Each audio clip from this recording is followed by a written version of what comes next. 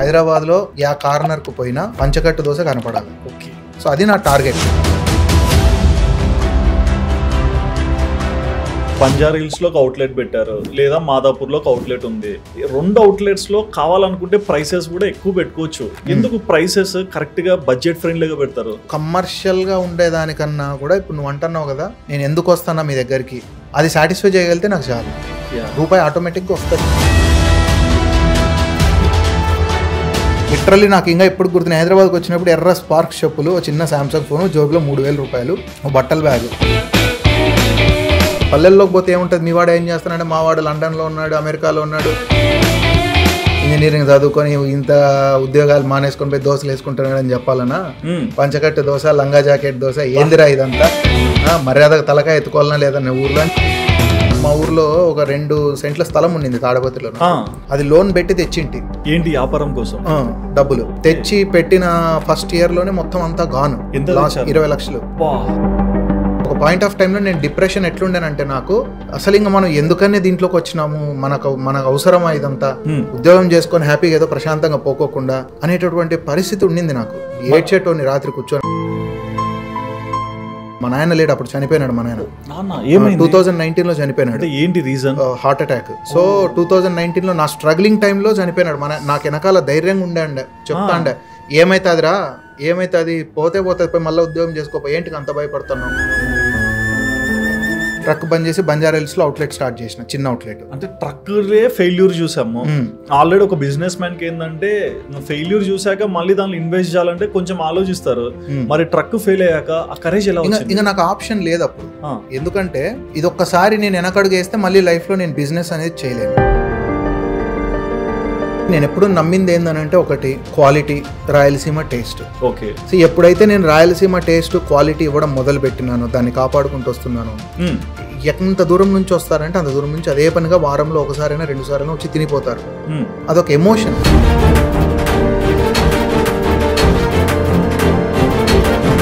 బాగుందని చెప్పొద్దు, నాకేం ఇబ్బంది లేదు, కానీ బాగలేకపోతే చెప్పమంటే. ఫుడ్ బిజినెస్ అనగానే 30% మిగిలిపోతుంది, 40% మిగిలిపోతుంది, అదొక రాంగ్ ఐడియా. అసలు ఫుడ్ బిజినెస్ అంత మార్జిన్ ఉండదు. ఫస్ట్ ఆఫ్ ఆల్ అట్లా మార్జిన్ ఉంటుందని ఎక్స్పెక్ట్ చేసి పెట్టినవా, నువ్వు Day 1 లోనే ఫెయిల్యూర్. రాసి పెట్టుకో. ఓవరాల్ గా మనం బిజినెస్ చూసుకుంటే more than 15 crores మనం turn. 15 crores per year.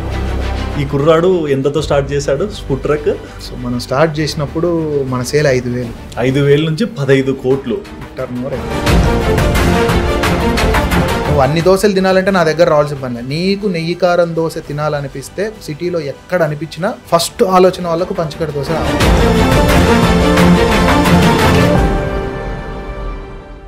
Hi viewers, welcome to Sudheer talks. నేను మీ హోస్ట్ సుధిరెడ్డి. ఇవాళ ఒక సరికొత్త ఇంటర్వ్యూతో నేను మీ ముందరకు వచ్చా అండి. బేసిక్గా ప్రతి ఒక్క మనిషి కూడా లైఫ్లో ఒక స్టేజ్లో సెటిల్ అవ్వాలని ఫిక్స్ అవుతారు. బట్ ఏ రేంజ్కి వెళ్ళాలి మన సెటిల్మెంట్ అనేది చాలా డౌట్ఫుల్గానే ఆలోచిస్తుంటాం. బట్ మనం ఒక ప్లాన్ తీసుకొని దాన్ని ఎగ్జిక్యూట్ చేసి ఒక సక్సెస్ రేషియోకి రావాలంటే చాలా ప్రయత్నం అయితే చేయాలి, చాలా ఎఫర్ట్స్ అయితే ఉంటాయి. సో ఇవాళ మీ ముందరికి ఒక సక్సెస్ స్టోరీని తీసుకొచ్చా అండి. ఇది ఏం స్టోరీయో కాదండి, పంచకట్టు దోశ. ఈ పేరు మనం ఎప్పటి నుంచో వింటున్నాం. అండ్ ఈ దోశలు కానీ టిఫిన్స్ కానీ ఉన్న క్రేజ్ మనందరికి తెలిసిందే కదా. మరి ఏంటి పంచకట్టు దోశ స్టోరీ, ఎలా ఈ బ్రాంచెస్ స్టార్ట్ అయ్యాయి, అండ్ బిహైండ్ ది స్టోరీ ఎలాంటి స్ట్రగుల్స్ ఈ ఫౌండర్ ఫేస్ చేస్తూ ఈ స్టేజ్ వరకు వచ్చారు, ప్రతి ఒక్క విషయం కూడా మన ముందరున్న గెస్ట్, మన రాయలసీమ కుర్రాడండి నాగభరణ మన ముందరున్నారండి. మరి ఏంటి స్టోరీ అనేది ఆయన అడిగి తెలుసుకుందాం. హాయ్ అన్న. నమస్తే సుధీర్. నమస్తే అన్న. థ్యాంక్స్ నన్ను నీ షోకి పిలిచినందుకు. అట్లేం లేదు, వీఆర్ సో హ్యాపీ అన్న. అంటే బిజీగా ఉండి కూడా మేము అడిగితేనే ఏం డౌట్ లేకుండా ఫ్రీగా వచ్చినందుకు కూడా థ్యాంక్ యూ సుధీర్. పంచకట్టు దోశ హైదరాబాద్లో ఎక్కడ చూసినా దీని పేరు తెలుసు. ఇక్కడ తిన్నారా అంటే మేము ఎన్నోసార్లు తిన్నామని చెప్పే వాళ్ళు ఉన్నారు, కానీ ఎలా ఆర్డర్ చేసుకోవాలనే వాళ్ళు అయితే లేరు. సో ఈ స్టోరీ వెనకాల ఏం జరిగింది, ఎలా ఈ స్టేజ్ వరకు వచ్చారనేది నాకు తెలియాలి. ఓకే. సో నాగభరణ, సో మీరేం చదువుకున్నారు? సో బేసికల్లీ ఫస్ట్ నేనేంటి, నా నేపథ్యం ఏంటి, ఎక్కడి నుంచి వచ్చాను, అసలు నా జర్నీ ఏంటి, ఎగ్జాక్ట్లీ ఐ జస్ట్ ఒక బ్రీఫ్ ఇది చెప్తాను. షూర్ అన్న. సో బేసికల్లీ నా పేరు నాగభరణ. సో మాది తాడిపత్రి, అనంతపూర్ జిల్లా తాడిపత్రి దగ్గర ఒక చిన్న పల్లె, రావి వెంకటంపల్లి అని చెప్పి మా ఊరు. ఓకే. సో పుట్టి పెరిగిందంతా తాడిపత్రి చుట్టుపక్కలనే, చదువుకున్నదంతా మోస్ట్లీ అక్కడనే. ఒక ఇంటర్మీడియట్ వచ్చేసి హైదరాబాద్లో చదివాను. తర్వాత మళ్ళీ ఇంజనీరింగ్ అనంతపూర్లోనే SRIT ఇంజనీరింగ్ కాలేజ్లో చదివాను. ఓకే. సో నేను తర్వాత ఉద్యోగం రీత్యా నేను హైదరాబాద్కి వచ్చిన ఫస్ట్. సో ఫస్ట్ ఏంటి అని అంటే, ఒక వ్యవసాయ కుటుంబం, చిన్న ఫ్యామిలీ. మా నాయన ఒక 3 ఎకరాల రైతు. ఓకే. సో ఫీజు రింబర్స్మెంట్ మీద చదువుకొని కష్టాలు పడుకుంటే ఏదో ఒక జాబ్, మా ముందు ఒక కంపెనీలో స్టార్టప్ కంపెనీ ఉండింది, అందులో వర్క్ చేయాలని చెప్పి వచ్చాను. ఓకే. సో అట్లా హైదరాబాద్లోకి వచ్చిన తర్వాత అసలు బిజినెస్ గురించి కానీ ఇవన్నీ కూడా నాకు ఆ కంపెనీలో వర్క్ చేస్తున్న సమయంలో ఐడియా వచ్చింది. ఎందుకంటే మాకు అన్ని రెస్టారెంట్స్ క్లయింట్స్ ఉండేవి. ఓకే. సో మోర్ దాన్ ఒక 400-500 క్లయింట్స్ హైదరాబాద్లో ఉండేవి. మాది ERP software product for restaurants ఉంది. సో అట్లా ఫుడ్ బిజినెస్ ఏంటి ఇదంతా కొంచెం నాలెడ్జ్ వచ్చింది. ఓకే. సో స్వతహాగా నాకు ముందు నుంచి కూడా నేను ఒక రాయలసీమ అభిమానిని, రాయలసీమ వాదిని. ఎందుకు అని అంటే, రాయలసీమ ప్రాంతం చాలా వెనుకబడిన ప్రాంతం. ఇది నా ఒక్కని స్టోరీ కాదు, ఇది సగటు రాయలసీమ మా ఏజ్ గ్రూప్లో ఉన్న ప్రతి ఒక్కరూ అనుభవించిన కష్టము, అనుభవించిన బాధలు, ఈ బాధలు ఇవన్నీ చూసినాం కల్లారా. సో మేము స్వతహాగా అనుభవించినాం. అంటే ఒక 3,000 రూపాయలు స్కూల్ ఫీజు కూడా కట్టలేని పరిస్థితి ఉండింది ఆ రోజుల్లో. ఎందుకంటే రాయలసీమ ప్రాంతం ప్రత్యేకంగా చెప్పాల్సిన పని లేదు, ఎప్పటికీ చాలా వెనుకబడిన ప్రాంతమే. రాయలసీమ అబ్బాయి నువ్వు కూడా రాయలసీమేనా? అయితే నీకేం పెద్దగా చెప్పాల్సిన దగ్గరనే కదా తాడిపత్రి, నువ్వు కూడా వడుంటావు ఇదే. ఎగ్జాక్ట్లీ, చెప్పండి. సో అట్లా వర్షాలు లేకపోకుండా వ్యవసాయం చాలా బరువుగా ఉన్న పరిస్థితులు. 2000 సంవత్సరం తర్వాత అసలు పరిస్థితులు చాలా దారుణంగా మారిపోయిండే. అసలు మా ఏరియా ఎస్పెషల్లీ తాడిపత్రి ఈ ప్రాంతం అంతా కూడా వర్షం మీద ఆధారపడేసే పంటలే. ఒకటి చెనిక్కాయ, లేదు శనగ, లేదు కుసుమ, పత్తి, ఇట్లాంటివి, మొక్కజొన్న, ఇవి మేజర్గా వేస్తారు. అవన్నీ వర్షం మీద ఆధారపడే పంటలు. వర్షం టైంకి రాకపోతే ఏమైపోతుంది, పెట్టిన పెట్టుబడి మొత్తం అంతా లాస్, నాశనం. అట్లా ఎన్ని సంవత్సరాలు. ఇప్పుడు ప్రతి బిజినెస్లోను కానీ ఇంకో దాంట్లో కానీ ఒక 6 నెలలు కాకపోతే 1 year కన్నా ఏదైనా ఉంటుంది. ఈ సంవత్సరాలు ఆ టైంలో అసలు పంటలు లేవు, వర్షాలు లేవు, నష్టాలు. అంటే 2000 తర్వాత, నాకు ఊహ తెలిసిన తర్వాత 2000 నుంచి నేను ఆల్మోస్ట్ ఒక 2007-2008 వరకు ఇదే పరిస్థితే. వర్షాలు ఉండేవి కాదు, చాలా వర్స్ట్గా సిచ్యువేషన్స్ ఉండేవి. అట్లా ఉండింది సిచ్యువేషన్. ఓకే. సో అంత దారుణమైన పరిస్థితులలో నుంచి వచ్చినాం మనం. మీరు నమ్మరు, మా ఊర్లలో నిజంగా ఎట్లాంటి పరిస్థితులు ఉండేనంటే, ఇండ్లలో బంగారు కూడా వేసుకోలేని పరిస్థితి. అంతా కూడా తీసుకుపోయి బ్యాంకులలో పెట్టి లోన్లు తెచ్చుకొని మళ్ళీ వ్యవసాయం చేసి, అసలు ఎక్కడే కానీ ఇందులో నష్టం వస్తూ ఉంది, మనం వేరే చూసుకోవాలని ఆలోచన ఉండదు మా రైతులకి. మాకు తెలిసింది ఇదే, ఎంత నష్టం వచ్చినా ఈ సంవత్సరం కాకపోతే నెక్స్ట్ సంవత్సరం కాకపోతే మళ్ళా సంవత్సరం, అంటే అంత హోప్తోని చేసేవాళ్ళు. సో అంత దారుణమైన పరిస్థితులు, అంత నష్టాలను ఎదుర్కొని ఆత్మహత్యలు, ప్రతి ఊర్లోనూ వ్యవసాయం వల్ల నష్టపోయి ఆత్మహత్యలు చేసుకున్న వాళ్ళు ఎంతమంది ఉంటారో లెక్కేస్తే నువ్వు పెద్ద చిట్టా రాయొచ్చు. అంత ఇబ్బందులు పడిన ప్రాంతం అది. అంటే అట్లాంటి ప్రాంతం నుంచి వచ్చాను నేను. అంటే ఇప్పుడు నాన్ ఆఫ్ ఫార్మింగ్ చేస్తూ మిమ్మల్ని చదివించాలని ఎందుకు అనుకున్నారు? బికాజ్ ఎందుకంటే ఆ 2000 టైము, ఆ పీరియడ్లో మా ఊర్లో కొంతమంది ఇంజనీరింగ్ చదువుకొని బాగా మంచి ఉద్యోగాలు చేసుకొని అమెరికా పోయిన వాళ్ళు ఉన్నారు. మా ముందు ఒక 10 ఏళ్ళ ముందు వాళ్ళు ఇట్లా. వాళ్ళ పోయిన తర్వాత వాళ్ళ జీవితాలు ఎట్లా మారినాయి, ఎంత ఇబ్బందులు పడినా, అప్పులు చేసి భూములు అమ్ముకొని చదివించిన తర్వాత వాళ్ళ జీవితాలు ఎంత మారిపోయినాయి అనేది కల్లారా వాళ్ళు చూసినారు. మా ఫాదర్ టైం వాళ్ళందరూ చూసినారు. చూసి ఏం చేసినారు, అదే టైంలోనే ఈ ఎడ్యుకేషన్ కానీ ఉద్యోగాలు కానీ బాగా అందరికీ నాలెడ్జ్ రావడం మొదలైంది. సో అది చూసిన తర్వాత ఎంతైనా కష్టాలు పడని, మనం తినకపోని పిల్లోళ్ళని చదివియాలా అనేది రైతులలో, ఎస్పెషల్లీ పల్లెలలో చాలా బలంగా నమ్మినారు. అంటే రోజు వాళ్ళందరూ పోయి చేసింది మా పేరెంట్స్ జనరేషన్ వాళ్ళు బలంగా నమ్మినారు.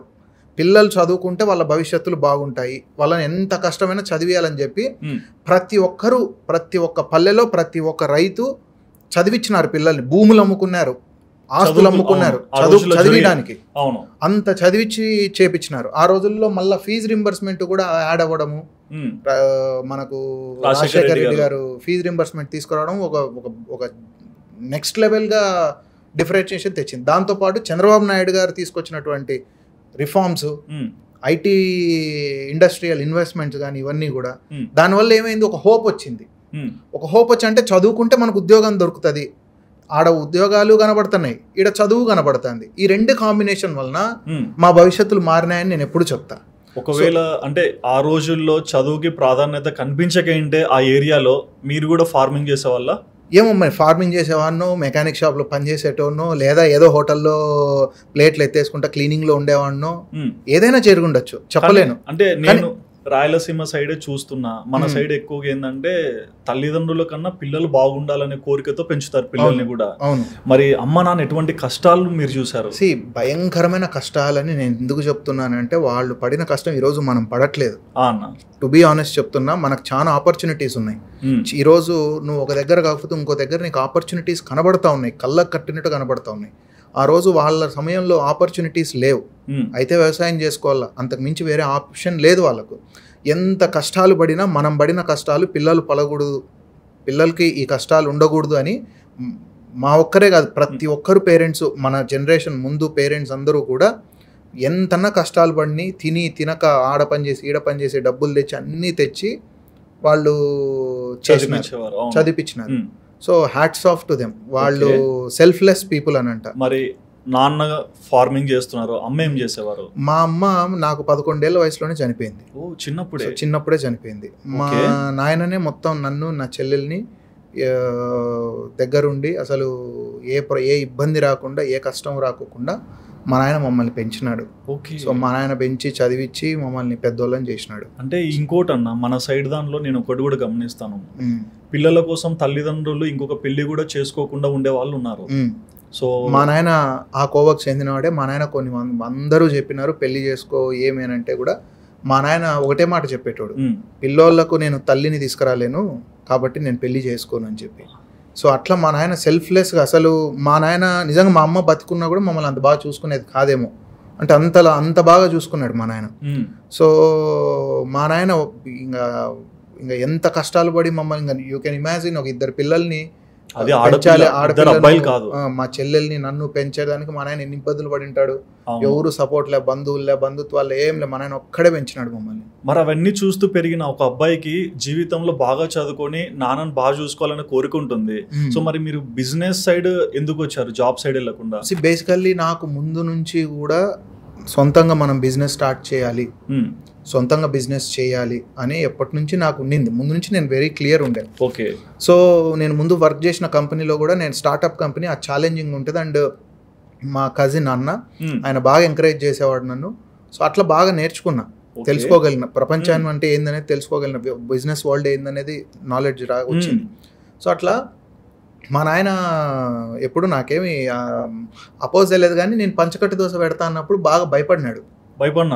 అంటే ఇప్పుడు ఊర్లలో ఉంటాయి కదా పల్లెల్లో, పల్లెల్లోకి పోతే ఏముంటుంది, మీ వాడు ఏం చేస్తానంటే మా వాడు లండన్లో ఉన్నాడు, అమెరికాలో ఉన్నాడు, ఆడ లేకపోతే TCS లో పని చేస్తున్నాడు, లేదంటే వాళ్ళు గర్వంగా రచ్చబండలు ఉంటాయి ప్రతి ఊర్లో.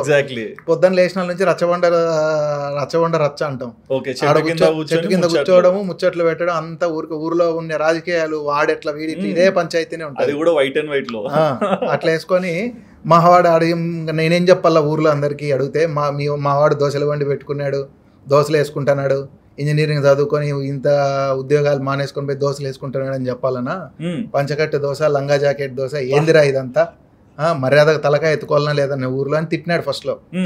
కానీ మళ్ళీ నేను పడిన దాని తర్వాత నా కమిట్మెంట్ ఇది చూసినాక మా నాయన ఇంకా కన్విన్స్ అయినాడు, ఓకే వీడు ఏదైనా చేయగలుగుతాడు అని. అంటే ఆ టైం అంతా ఫుల్ స్ట్రగ్లింగ్. నేను ఆ స్ట్రగ్లింగ్ ఫేజ్లో మా నాయన నన్ను అసలు ఎంత స్ట్రాంగ్గా నిలబడుకొని, ఎప్పుడు నేను డిప్రెషన్లో ఉండేవాడిని, ఎందుకంటే ఫస్ట్ అంతా ఫెయిల్యూరే. అంటే జాబ్ చేశారా? జాబ్ చేసిన 5 years జాబ్ చేసిన. అంటే లైక్ మీరు ఎగ్జిట్ కొట్టినప్పుడు మీ శాలరీ ఎంత ఉండొచ్చు? నాకు అప్పుడు శాలరీ దగ్గరగా ఇంచుమించు ఎంత ఉన్నింది, నాకు ఒక 70,000 ఉన్నింది. 70,000 ఏ ఇయర్లో? ఇది 2019లో. 19లో మంచిగా ఉన్నారు కదా. ఉండే, కానీ చెప్తున్నా కదా, ఇప్పుడు నాలాంటి ఒక బ్యాక్గ్రౌండ్ ఉన్నోనికి అంతకంటే పెద్ద అచీవ్మెంట్ ఏమి ఉండదు. కానీ చెప్తున్నా కదా, ఏదో సాధించాలి, ఏదో చేద్దాం, మనకు టాలెంట్ ఉందని నమ్మిన, ఓకే చేయగలుగుతానని ఉన్నింది. సో చేయగలుగుతామనే నమ్మకంతో దిగినాం. కానీ దిగినమైతే దిగినా కానీ నేను పడిన కష్టాలు మధ్యలో ఒక పాయింట్లోకి వచ్చిన తర్వాత అసలు నా లైఫే తలకిందులు అయిపోయింది. ఓకే, మొత్తం లైఫే తలకిందులు అయిపోయింది. అంటే ఇంకా నాకు దారి కనపడ్డంలే, అట్లాంటి సిచ్యువేషన్లో స్టక్ అయిపోయింది. ఓకే, ఎందుకంటే అప్పటి వరకు ఉన్న డబ్బులు అప్పు తెచ్చి, మా ఊర్లో ఒక 2 సెంట్ల స్థలం ఉండింది తాడపత్రిలో, అది లోన్ పెట్టి తెచ్చింటి. ఏంటి వ్యాపారం కోసం? డబ్బులు తెచ్చి పెట్టిన ఫస్ట్ ఇయర్లోనే మొత్తం అంతా గాను. 20 లక్షలు. 20 లక్షలు మొత్తం ట్రక్ పెట్టారు కదా. ట్రక్ పెట్టినప్పుడే ఆ 1 ఇయర్ నడపడానికి 20 లక్షలు లాస్ అయింది నాకు. అది కట్టుకోవడానికి ఆ స్థలం అమ్మేసి కట్టిన, స్థలం అమ్మి డబ్బులు కట్టిన, వడ్డీ కట్టలేకపోతా. వడ్డీ నెలకు 40,000 ఎంతో వడ్డీ పడేది. ఆ ఇంట్రెస్ట్ కట్టుకుంటే ఇంట్రెస్ట్ 40,000 పడుతుంది, ఇది మెడకు చుట్టుకుంటుంది అని చెప్పి అమ్మేసి కట్టి కోవిడ్ తర్వాత మళ్ళా కోవిడ్ అసలు నాది 3 సార్లు నేను ఇట్లా కిందకు పడి మళ్ళీ పైకి లేసి, కిందకు పడి మళ్ళీ పైకి లేసి, అట్లా. అంటే ఇంకా మనం ఒక పాయింట్ ఆఫ్ టైంలో నేను డిప్రెషన్ ఎట్లుండేనంటే, నాకు అసలు ఇంకా మనం ఎందుకని దీంట్లోకి వచ్చినాము, మనకు అవసరమా ఇదంతా, ఉద్యోగం చేసుకొని హ్యాపీగా ఏదో ప్రశాంతంగా పోకోకుండా అనేటటువంటి పరిస్థితి ఉండింది నాకు. ఏడ్చేటోని రాత్రి కూర్చొని. అంటే దీంట్లో ఒక చిన్న క్వశ్చన్, ఇప్పుడు మీతో చెల్లి కూడా ఉంటారు కదా, మరి చెల్లి లైఫ్ ఎంతవరకు? అదే నా బాధ అంతా. అప్పుడు ఎట్లుండేనంటే, నా చెల్లెల లైఫ్ ని నేను అనవసరంగా ఇబ్బందుల్లో, మా నాయన లేడు అప్పుడు, చనిపోయినాడు మా నాయన.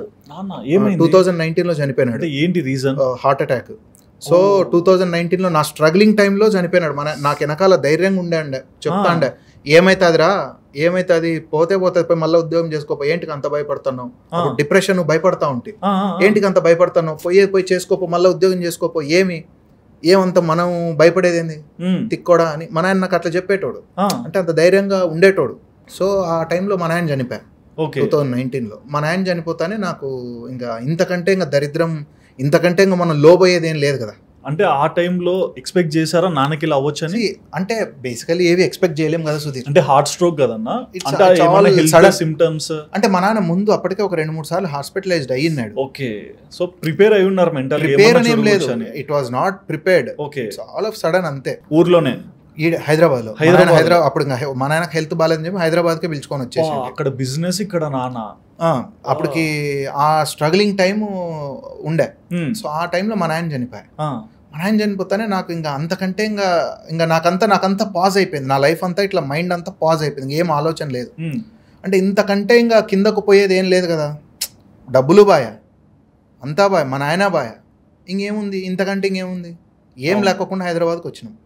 లిటరల్లీ నాకు ఇంకా ఎప్పుడు గుర్తున్నాయి, హైదరాబాద్కి వచ్చినప్పుడు ఎర్ర స్పార్క్ చెప్పులు, చిన్న శాంసంగ్ ఫోను, జోబులో 3,000 రూపాయలు, బట్టల బ్యాగ్, ఇది నేను హైదరాబాద్కి వచ్చిండేది. ఓకే, అక్కడ నుంచి వచ్చినాం, అంతకంటే ఏముంది. అవును, ఆ చెప్పులు వేసుకొని తిరుగుతాం కదా. అవును, ఏమి లేకోకుండా వచ్చినా కాబట్టి నాకు ధైర్యం. అంటే అంతకంటే ఇంకేం పోదు కిందకు, ఏముంది అంతకంటే పోయేకేం లేదు. ఏం లేనప్పుడు సైకిల్ దొక్కుంటూ పోతా, అది కూడా లేకపోతే నడుచుకుంటా పోతా, అంతే కదా. అంతకుమించి ఏం లేదు.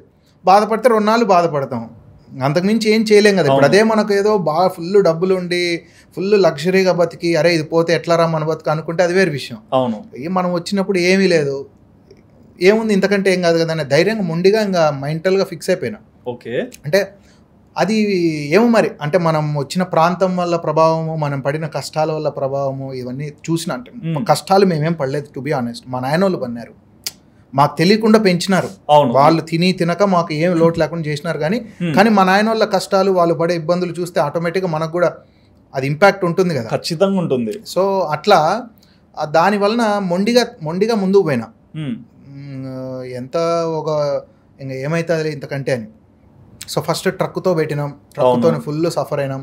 తర్వాత చెల్లి మా చెల్లి ఉంది ఇప్పుడు, she married, she happy. Okay, so she backbone of this. నాకు కష్టాలంతా నిలబడి ఉంది.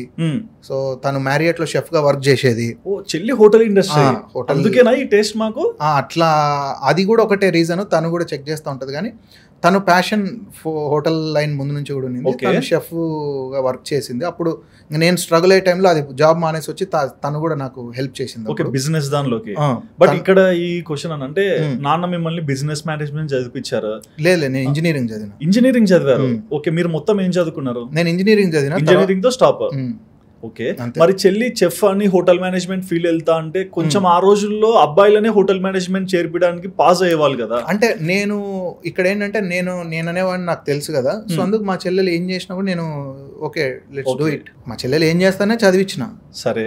సో తను హోటల్ మేనేజ్మెంట్ చేస్తా అనింది. మణిపాల్కి వెళ్ళింది, మణిపాల్ యూనివర్సిటీలో పంపించిన, అక్కడ చదువుకుంది. వచ్చింది మ్యారియట్లో వర్క్ చేస్తా ఉన్నింది. అప్పుడు సరే నేను స్ట్రగుల్ అయ్యేది చూసి వద్దులే నేను జాబ్ మానేసి వచ్చి నేను కూడా సపోర్ట్ చేస్తాను నీకు అని చెప్పి చేసింది. ఓకే, అప్పటికి ట్రక్ నడుస్తుంది. ట్రక్ నడుస్తూ ఉంది. ట్రక్ అప్పటికే అప్పుడు ఇంకా మా నాయన చనిపోయినాడు. ఆ ట్రక్ ఇంకా బంద్, మా నాయన చెప్తాను ట్రక్ బంద్ చేసిన. ఓకే, ట్రక్ బంద్ చేసి బంజారా హిల్స్ లో అవుట్లెట్ స్టార్ట్ చేసిన, చిన్న అవుట్లెట్. అంటే ట్రక్ ఫెయిల్యూర్ చూసాము ఆల్రెడీ. ఒక బిజినెస్ మ్యాన్ కి ఏంటంటే ఫెయిల్యూర్ చూసాక మళ్ళీ దానిలో ఇన్వెస్ట్ చేయాలంటే కొంచెం ఆలోచిస్తారు. మరి ట్రక్ ఫెయిల్ అయ్యాక ఆ కరేజ్ ఎలా వచ్చింది? ఇంకా నాకు ఆప్షన్ లేదు అప్పుడు. ఎందుకంటే ఇది ఒక్కసారి నేను వెనకడుగు వేస్తే మళ్ళీ లైఫ్లో నేను బిజినెస్ అనేది చేయలేను. అవును, ఎంతసేపు ఉన్నా ఇంకా నా మైండ్లో భయం అనేది నన్ను చంపేస్తూ ఉంటుంది. సో ఇంకా నాకు ఆప్షన్ లేదు. ఓకే, డూ ఆర్ డై, ఎట్లన్నా ముందు పోయి చేయాల్సిందే. ఇంకోటి ఏంటంటే మా సైడు మనం అంతా రాయలసీమలో అంత మొండిగా ఉంటాం. అవును, కొంచెం మొరటు మనుషులు అంటారు. మొండిగా ఉంటాం అంటే ఎగ్జాక్ట్లీ తెగేంత వరకు లాగుతాం. ఐటా లేదా ఇటా, మధ్యలో వదిలిపెట్టాం. అయితే అటు ఉండము, అవతల యువతలు దుంకాలి అంతే. పడితే అవతల పడతాం, మళ్ళీ లేచి యువతలు రావాలి. ఎగ్జాక్ట్లీ అట్లా ఉంటాం కదా. సో ఆ రకంగానే ముందుకు పోయిన అట్లనే మొండిగా. అదే టైంలో మా కజిన్ చంద్రమోహన్ అని చెప్పి అన్నప్పుడు నా పార్ట్నర్ ఆయన. ఓకే, ఆయన కువైట్లో ఉంటాండే. అదే టైంలో రిటర్న్ వచ్చినాడు. ఆయన ముందు నాకు మా ఇంటి ముందు నుంచి బాగా ఇది. సో ఆయన ఇప్పుడు ఇట్లా ఇబ్బందులు పడే టైంలో ఆయన కూడా జాయిన్ అయినాడు. నన్ను జాయిన్ అయ్యి నాకు సపోర్ట్ చేసి మొత్తం అకౌంటింగ్, పర్చేజలు అంతా ఆయన చూసుకునేవాడు. ఓకే, ఫస్ట్ అవుట్లెట్ అన్న ఆలోచనని ఇంప్లిమెంట్ చేయాలని ఎందుకు అనుకున్నారు? ఎందుకనంటే నాకు 2000 నుంచి ఇప్పుడు ముందు హైదరాబాద్కి వచ్చినప్పటి నుంచి నేను ఈ ఫుడ్ బయట ఎప్పుడైనా టిఫిన్స్ కానీ ఏమైనా తింటా ఉంటే మా ఊర్లో, మా రాయలసీమలో ఎర్రకారం దోశలు, నెయ్యికారం దోశలు ఇవా ఫేమస్. ఎగ్జాక్ట్లీ. సో అవి ఎక్కడ దొరికేవి కాదు. సో అంటే అది మిస్సింగ్ ఉండేది. ఆ మిస్సింగ్ అనే ఫీలింగ్ నాకు ఎప్పుడూ లోపల ఉండేది. ఓకే, అండ్ దాంతో పాటుగా అప్పుడు ఉన్న బ్రాండ్స్ మీరు చూస్తే ఒక ఫ్యామిలీస్ ఏమన్నా వచ్చి తినగలిగేటివి ఏమైనా ఉన్నాయి అని అంటే మీకు ఒకటి చట్నీస్, 2 మినర్వా ఇట్లాంటి హోటల్సే ఉండేవి పెద్దవి. సో ఆ మిడ్ సైజ్ సెగ్మెంట్లో ఏవీ లేవు. సో నా ఫోకస్ అంతా కూడా ఆ మిడ్ సైజ్ సెగ్మెంట్లో ఫ్యామిలీస్ నీట్గా వచ్చి కూర్చొని తినగలిగేటటువంటి ప్లేస్ని మనం స్టార్ట్ చేయాలి with Rayalaseema taste. Rayalaseema authentic అని కూడా క్యాప్షన్ ఇచ్చారు. అవును, ఆ టేస్ట్ తోనే తీయాలనేది ఉన్నింది. ఓకే, సో దాని వలన అక్కడ నాకు బాగా గ్యాప్ కనపడింది, బాగా ఆపర్చునిటీ కనపడింది. సో మనం స్టార్ట్ చేయడం ట్రక్తో స్టార్ట్ చేసినా కూడా అరో డబ్బులు లేక ట్రక్తో స్టార్ట్ చేసాం మనం. నాకు ఎప్పటికీ ఒక ఊహ, ఒక ఇది ఉన్నింది, కంపల్సరీ మనం ఆ సెగ్మెంట్లో మనం మంచిగా పెట్టాలి అని చెప్పి. సో అట్లా స్టార్ట్ అయింది. ఓకే, సో అట్లా ఈరోజు చాలా బాగా మనం అండ్ స్టార్ట్ చేశారు.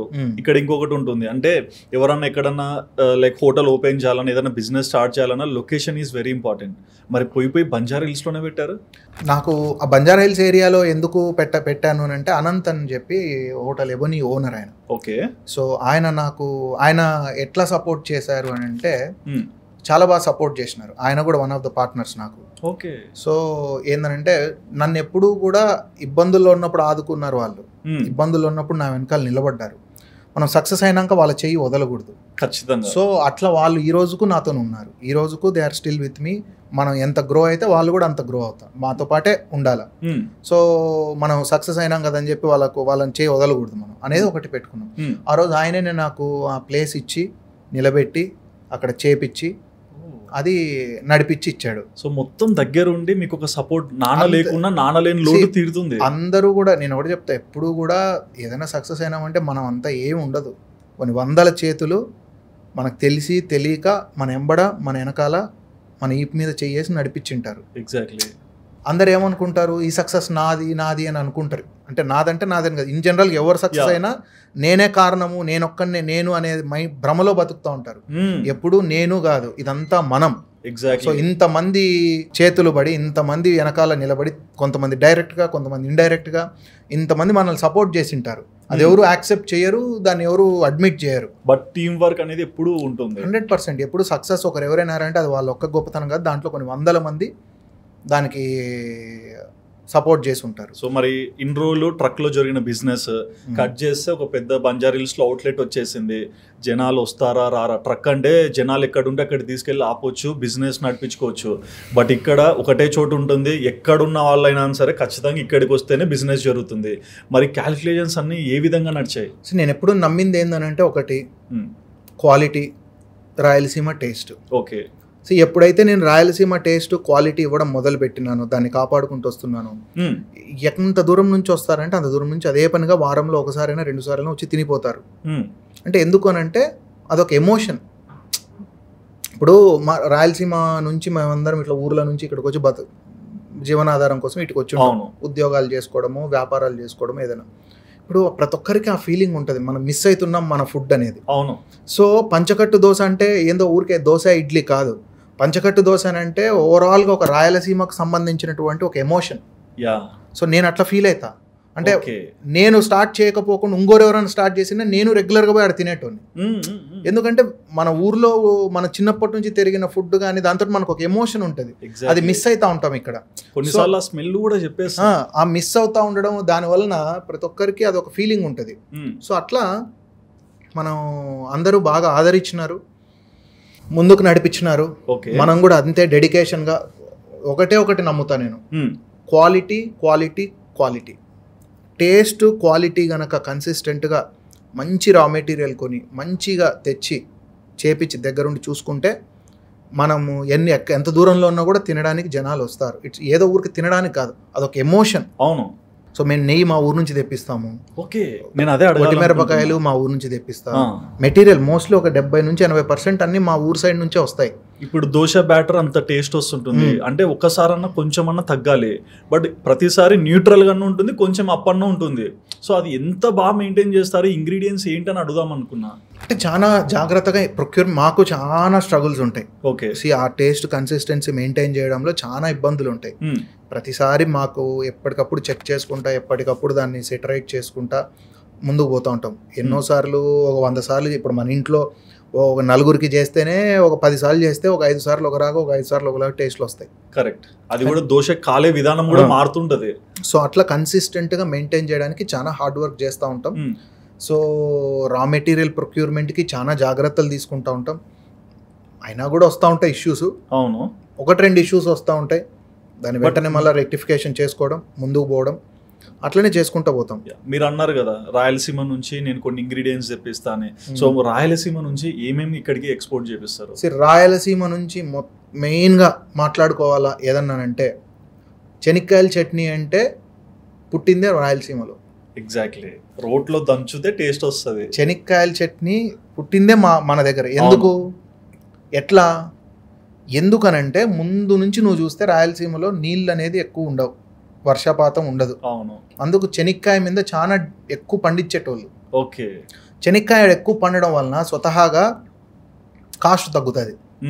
దానివలన చెనిక్కాయలని మనం మన ఫుడ్లోనూ నువ్వు చింతక్కువ తీసుకో, కారం పొడి తీసుకో, చెనిక్కాయ పొడి కారం పొడి అంటే, నువ్వు పచ్చిపులుసు తీసుకో, నూనెంకాయ కూర తీసుకో, గోంగూర చట్నీ తీసుకో, చెనిక్కాయ చట్నీ, ఇట్లా చెప్పుకుంటూ పోతే చెనిక్కాయ లేనిది మన ఫుడ్ ఐటమే లేదు. ఖచ్చితంగా యాడ్ అవ్వాలి. చెనిక్కాయ అనేది మన దాంట్లో ఏ కూర అయినా నువ్వు ఫ్రైలు తీసుకో, ఏదైనా తీసుకో, చెనక్కాయ అనేది పడాలి. చెనక్కాయ లేదా చెనక్కాయ పొడి లేదంటే ఇంకో ఫార్మ్లో అది పడాల్సిందే. ఎగ్జాక్ట్లీ. దీనికి ఒకటి చిన్న యాడ్ చేస్తాను.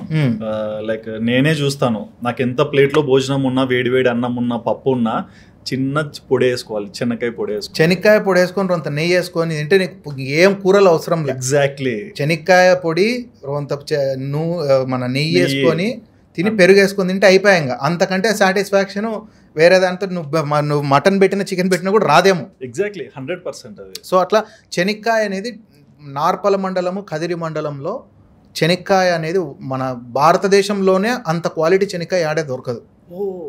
అనంతపురం జిల్లాలో పండేటటువంటి చెనిక్కాయ నువ్వు భారతదేశంలోనే నువ్వు లెక్కేసి తీసుకో, అంత మంచి క్వాలిటీది ఎక్కడ దొరకదు.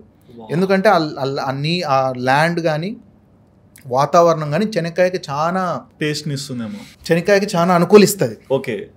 సో అట్లా మనకు చెనిక్కాయ అనేది బాగా పండేటటువంటి ప్రాంతం. సో అందుకు చెనిక్కాయ మనం అక్కడ నుంచే తెప్పిస్తాం. ఓకే. ఇప్పుడు ఈ ఇంటర్వ్యూ చూసినాక చాలా మంది హోటల్స్, నేను ఎందుకు ఇది మీ సీక్రెట్ కదా, నువ్వు ఓపెన్గా చెప్తున్నావే, మిగతా వాళ్ళు కూడా ఆడిపోయి తెచ్చుకుంటారు కదా అంటే, తెచ్చుకోవాలనే కదా నా ఉద్దేశం. ఎందుకంటే ఇప్పుడు జనాలు అక్కడ నుంచి ప్రొక్యూర్ చేస్తున్నారు అనుకో, మా ఊరు రైతులకు బాగా జరుగుతుంది, మంచి జరుగుతుంది. అంతే కదా, మనం ఒక్కరమే కాదు, చుట్టూ అందరూ కనుక ఆటి నుంచే తెచ్చుకున్నారనుకో, వాళ్ళకు ఒక రూపాయి ఉండేది ₹1.10, ₹1.20 పెరుగుతుంది. అవును, పెరిగి అక్కడ మా రైతులు వాళ్ళకు కొంచెం బెనిఫిట్ అవుతుంది. సో ఆ రకంగా ఉపయోగపడుతుంది అని ఆలోచిస్తా, కానీ నేను నా ఒక్కని స్వార్థం కోసం అనేది నేను చూడను. ఆ డైరెక్షన్ లో నేను పాజిటివ్ గా తీసుకుంటా.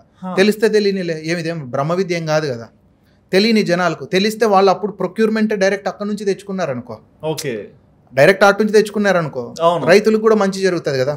అంతే కదన్నా, మనం అంటే ఊరి పేరు నిలబెట్టడం, ఊర్లో ఉన్న నుంచి ఏదైనా మంచి చేయడం కూడా ఒక మంచి స్వభావం. సో ఆ రకంగా, ఎందుకంటే అది నాకు ఎప్పటికీ ఉంటుంది. సో ముందు అనుకున్నప్పుడు మన సైడ్ ఏదైనా ఉద్యోగాలు ఇట్లా కూడా వాళ్ళ నుంచి తెచ్చుకుందాం అనుకున్నాం, కానీ అది వర్కౌట్ కాలే మనకు. ఇంకా ఏమేమి తెప్పిస్తారు రాయలసీమ నుంచి? మనం నెయ్యి మా ఊరు సైడ్ నుంచే తెప్పించుకుంటాం. ఇది ఆవు నెయ్యి, గేదె పాలతో చేసిన నెయ్యి, గేదె నెయ్యి, ఆవు నెయ్యి వాడడం. ఓన్లీ కౌకి ఎందుకన్నా? టేస్ట్. గేదె నెయ్యి నీకు టేస్ట్ బ్రహ్మాండమైన టేస్ట్ వస్తుంది. ఓకే. సో ఆవు నెయ్యికి అంత రాదు. సో గేదె నెయ్యికి బాగా వస్తుంది. ఓకే. సో నెయ్యి తెప్పిస్తాను, ఒట్టి మిరపకాయలు తెచ్చుకుంటాము. మిరపకాయలు కూడా మన సైడే ఫేమస్, అది కూడా తెలుసు. ఒట్టి మిరపకాయలు తెచ్చుకుంటాం దండిగా, అంటే నువ్వు చెప్పుకుంటా అన్ని తెప్పిస్తాం. మాక్సిమం ఇంగ్రీడియంట్స్ రాయలసీమ నుంచే వస్తాయి, మా ఊర్లో నుంచే తెప్పిస్తాం. ఓకే. మరి హోటల్ స్టార్ట్ అయింది, లైక్ మీకు బాగా గుర్తుంటే ఫస్ట్ డే కౌంటర్ ఎంత జరిగింది? ఫస్ట్ డే 5,000-5,500 ఎంతో అయిండే. 5,500 అసలు ఆ రోజుల్లో. అప్పుడైతే అసలు 5,000 ఏంటంటే అబ్బా ఈరోజు 5,000 అయింది. తర్వాత అది మెల్లగా 10,000కి పోయింది. 10,000కి పోతే అసలు అమ్మ 10,000 ఎప్పుడన్నా చూస్తాం అనుకున్నామా, మళ్ళా ఒక 20,000కి పోయింది. అట్లా నేను అప్పుడు పొద్దున్నే 5 గంటలకు లేసి వచ్చేటోని కిచెన్కి. రోజు వచ్చేటప్పుడు మా ఇంటి నుంచి వచ్చేటప్పుడు మధ్యలో ఒకటి ప్లేస్ కనబడతాండి టిఫిన్స్ది. ఓకే. ఫుల్ జనాలు ఇట్లుంటాండే. అప్పుడు ఎప్పుడు అనుకుంటా అంటే, మనకెప్పుడో ఇట్లా జనాలు, మనకెప్పుడో ఇట్లా మనం ఎప్పుడు సక్సెస్ అవుతాము అని అనుకుంటూ రోజు ఆ బండి మీద వచ్చేటప్పుడు రోజు అనుకునేవాడిని. సో దేవుని దయతోని మనం క్వాలిటీ కన్సిస్టెంట్గా మనం నిజాయితీగా మనం చేస్తున్నాం కాబట్టి దేవుడు కూడా మనకు కరికరించినాడు, ప్రజలు ఆదరించినారు, బాగా ముందుకు తీసుకుపోతున్నారు. ఓకే. సో అట్లా 10,000, 15,000, 20,000 అట్లా ఇంకా దాని తర్వాత ఒక పాయింట్ పోయినాక ఇంకా నేను డబ్బులు పట్టించుకోవడం మానేసినాను. ఫోకస్ అంతా టేస్ట్ క్వాలిటీ. ఇప్పుడు ఏదైనా కంప్లైంట్ వచ్చిందనుకో వెంటనే దాని మీద సీరియస్గా తీసుకుంటా. అది ఎవరైనా ఎట్లాంటి కంప్లైంట్ అయినా ఫస్ట్ నేను చెక్ చేస్తా, అసలు జెన్యూనా ఉందా లేదా, మన సైడ్ ఏమైనా తప్పు ఉందా. నువ్వు బాగుందంటే చెప్పాల్సిన పనిలే, నువ్వు వచ్చినావు తిన్నావు బాగుందని చెప్పొద్దు, నాకేం ఇబ్బంది లే. కానీ బాగలేకపోతే చెప్పమంట నేను. నైస్. ఏదైనా బాగలేదు అంటే చెప్పండి అని చెప్తా, బాగుంటే మీరు చెప్పకపోయినా నాకేం బాధ లేదు. బట్ నెగటివ్స్ చేంజ్ చేయాలి. బాగలేదు అని అంటే ఖచ్చితంగా చెప్పమంట. ఓకే. అట్లా చాలా మంది కస్టమర్స్ నాకు వెరీ రెగ్యులర్గా ఏదన్నా ఇష్యూస్ ఉన్నాయి నాతో వచ్చినారంటే ఖచ్చితంగా ఫోన్ చేస్తారు, ఉన్నానంటే కలుస్తారు, బాగుంది అంటే ఏం మాట్లాడరు, ఏదైనా ప్రాబ్లం ఉంది అంటే వెంటనే ఫోన్ చేస్తారు. దీనికి ఒకటి సింగ్ చెప్పొచ్చు, మీ ఆలోచన ఆ రోజు అలా ఉంది కాబట్టి ఈ రోజు వరకు మీరు ఎన్ని బ్రాంచ్లు పెట్టినా లీస్ట్ రేటింగ్ మీది 4.3. అదే 4.3 లీస్ట్ రేటింగ్. అవును. అసలు నిజంగా కన్సిస్టెన్సీ మీ బ్రెయిన్ లో ఉంది కాబట్టే కదా అది. అంటే ఒకటి నేను ఆలోచించేది ఏంటంటే డబ్బులు, అవుట్లెట్స్, తర్వాత రేటింగ్లు, నంబర్స్, ఇదంతా నాకు మైండ్లో నిజంగా ఉండదు. నేను ఏదో ఊరికి ఎగ్జాగరేట్ చేసి చెప్పట్లేదు, కానీ నాకు నిజంగా పెద్ద నాకేమి ఇంపాక్ట్ చూపియవు. నేను ఎప్పుడూ నాకేంటంటే ఒకరెవరైనా నెగిటివ్ ఇచ్చినారు అని అంటే చాలా సీరియస్గా తీసుకుంటుందండి. ఎందుకు ఒక ఆయన రెగ్యులర్గా ఒక కస్టమర్ ఉంటారు, వెంకటేష్ జక్క అని చెప్పి, ఆయన రెగ్యులర్గా తెప్పించుకుంటూ ఉంటాడు. ఆయన చాలా పెద్ద క్రిటిక్. ఓకే. అంటే ఆయన చాలా డీపర్ లెవెల్లో అండర్స్టాండ్ చేసుకుంటాడు, అసలు ఫర్మెంటేషన్ లెవెల్ నుంచి ఆయన పెద్ద ప్రొఫెసర్. ఆయన చాలా డీపర్ లెవెల్లో, చాలా మైక్రో లెవెల్లో దాన్ని క్షుణ్ణంగా చూస్తాడు. ఊరికి తిన్నామంటే తిన్నాము, తరోగా వెళ్ళి ఇది క్వాలిటీ ఉందా పేరు పెట్టడానికి ఎత్తుకుంటాడు. ఏదైనా ప్రాబ్లం ఉంటే వెంటనే ఫోన్ చేస్తాడు, బరాన్ ఈ ప్రాబ్లం ఉంది, నువ్వు ఇది ఇమీడియట్గా సెట్ చేసుకోవాలని. విత్ ఇన్ అ వీక్ నేను సెట్ చేసుకుంటాను, మళ్ళీ ఫోన్ చేస్తాడు, బరాన్ వెరీ గుడ్ వర్క్, బాగా సెట్ చేసుకున్నావు. చెక్ చేస్తాడు మళ్ళీ. ఆయన ఆయన డే 1 నుంచి నాకు customer. Okay. So he's like a well wisher. Ganesh Agarwal అని ఒక ఆయన అత్తాపూర్ నుంచి వస్తారు. అత్తాపూర్ నుంచి వెరీ రెగ్యులర్. వాళ్ళ ఫ్యామిలీ, వాళ్ళ ఇంట్లో తిడతారేమో, ఏంది ఇప్పుడు అంత దూరం ఎలా వాళ్ళ ఫ్యామిలీ అంతా వస్తారు, వాళ్ళ వైఫ్ పిల్లలు అందరూ. ఓకే. వస్తే ఏదన్నా ప్రాబ్లం ఉందంటే వెంటనే ఫోన్ చేస్తారు బరాన్ని ఇట్లని. కొంతమంది మా ఎర్రకారం, రాయలసీమ ఎర్రకారం కోసం వాళ్ళు కాచిగూడలో ఉంటారు. ఓకే. కాచిగూడలో ఉంటారు. నరేంద్ర మెహతా అని చెప్పి ఆయన మన కడపలో నిన్నాడు. కడపలో ఉండి ఇక్కడ హైదరాబాద్కి షిఫ్ట్ అయినారు. ఆయన వాళ్ళు ఎప్పుడు ఆర్డర్ పెట్టుకున్నా ఫోన్ చేసి ఒక 4 ప్యాకెట్లు ఎర్రకారం ఎక్స్ట్రా ప్యాక్ చేసుకొని తెప్పించుకుంటారు. సో అంటే అట్లా చాలా చాలా పర్సనల్ లెవెల్లో కూడా చాలా ఎమోషనల్గా కనెక్ట్ అయ్యారు. సో అది నేను చాలా గర్వంగా, చాలా నాకు ఒక అదృష్టంలాగా ఫీల్ అవుతా. ఓకే. సో ఎందుకంటే పర్ డే ఇంతమందికి డబ్బులు, బిజినెస్ ఇదంతా పక్కన పెడితే మనం గుడ్ ఫుడ్, మంచి ఫుడ్ని చాలా నిజాయితీగా అందిస్తూ ఉన్నాం. సో డబ్బులు ఇదంతా సెకండరీ. అవును. సో అది నేను చాలా అదృష్టంగా భావిస్తా. అంటే ఇంతమందికి మనము ఫుడ్ అందజేయగలుగుతాం. ప్రెగ్నెంట్ లేడీస్ తింటూ ఉంటారు, చిన్న పిల్లలు తింటూ ఉంటారు. మ్యాక్సిమం 95% ఏం ఇష్యూ రాకోకుండా మేము నిరంతరం కష్టపడుతూ ఉంటాం. కానీ చిన్న చిన్నవి వస్తూ ఉంటాయి. ఇది ఇంత ఉంటుంది. అది వచ్చినప్పుడు ఎవరైనా మమ్మల్ని తిట్టినా కూడా నేను యాక్సెప్ట్ చేస్తా, క్షమించమని అడుగుతా. ఎందుకంటే అది మా రెస్పాన్సిబిలిటీ. మంచి వాళ్ళకు నమ్మకంతో ఆర్డర్ పెడతారు, లేదా నమ్మకంతో అవుట్లెట్కి వస్తారు. వాళ్ళకి అది మనము అందించడం అనేది మా ప్రైమరీ రెస్పాన్సిబిలిటీ. కరెక్ట్. సో ఎందుకంటే ఇది ఆరోగ్యంతో కూడుకున్న పని. అవును. మేము నెగ్లెక్ట్గా ఎక్కడ ఉండం. కానీ చిన్న చిన్నవి ఏదన్నా ఉంటే వెంటనే దాని మీద వార్ ఫుటింగ్ మీద మేము రెక్టిఫికేషన్స్ చేసుకుంటూ ఎప్పటికప్పుడు ఎవ్రీ వీక్ మా దాంట్లో పెస్ట్ కంట్రోల్స్ అవుతాయి. ఆల్ ప్రోటోకాల్స్ చేస్తూ ఉంటాం. క్లీనింగ్స్ కానీ, పెస్ట్ కంట్రోల్ కానీ, డీప్ క్లీనింగ్లు కానీ. సో ఎందుకు ఆ హైజీన్ అండ్ అది మెయింటైన్ చేయాలి. ఎందుకంటే ఇది ఆరోగ్యంతో కూడుకున్న పని.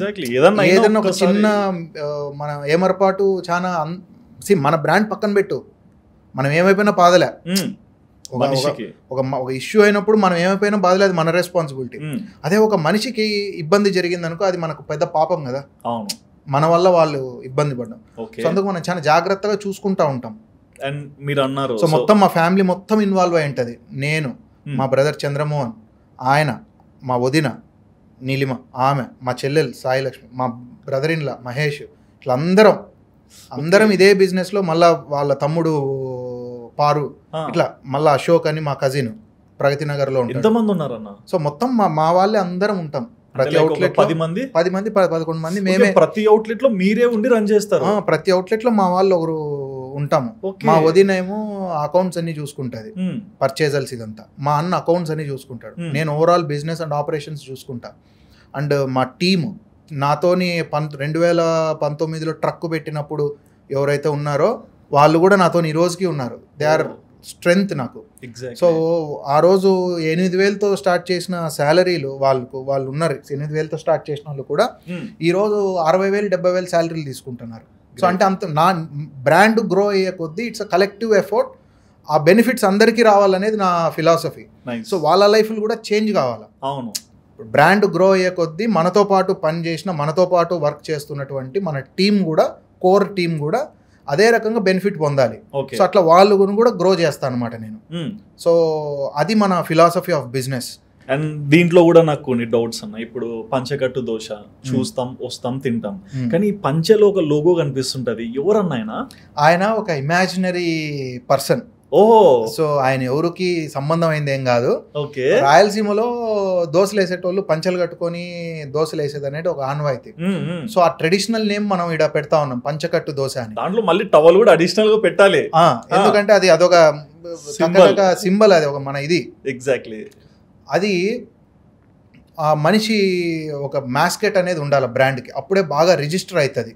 So brand recall value easy ఉంటుంది. ఒక బ్రాండ్ బిల్డ్ చేయాలంటే గ్రౌండ్ నుంచి కూడా అన్ని ప్రీ ప్లాన్డ్గా చేయాలి, స్ట్రాటజీ, ఒక విజన్తోని చేయాలి. ఓకే. సో ఆ దాంట్లో భాగంగానే ఒక మాస్కెట్ని బిల్డ్ చేయాలని చెప్పి ఆ ఇమాజినరీ ఫిగర్తోని మనం ఒక మాస్కెట్ని బిల్డ్ చేసాం. అండ్ దోశ విషయానికి వచ్చేసరికి, సో నార్మల్ దోశలు ఒక సైడ్ ఉంటే రాయలసీమ అథెంటిక్ అని ఇంకొక సైడ్ పెడతారు. ప్రతి రాయలసీమ దోశకి నెయ్యి తగలంది బయటికి రాదు.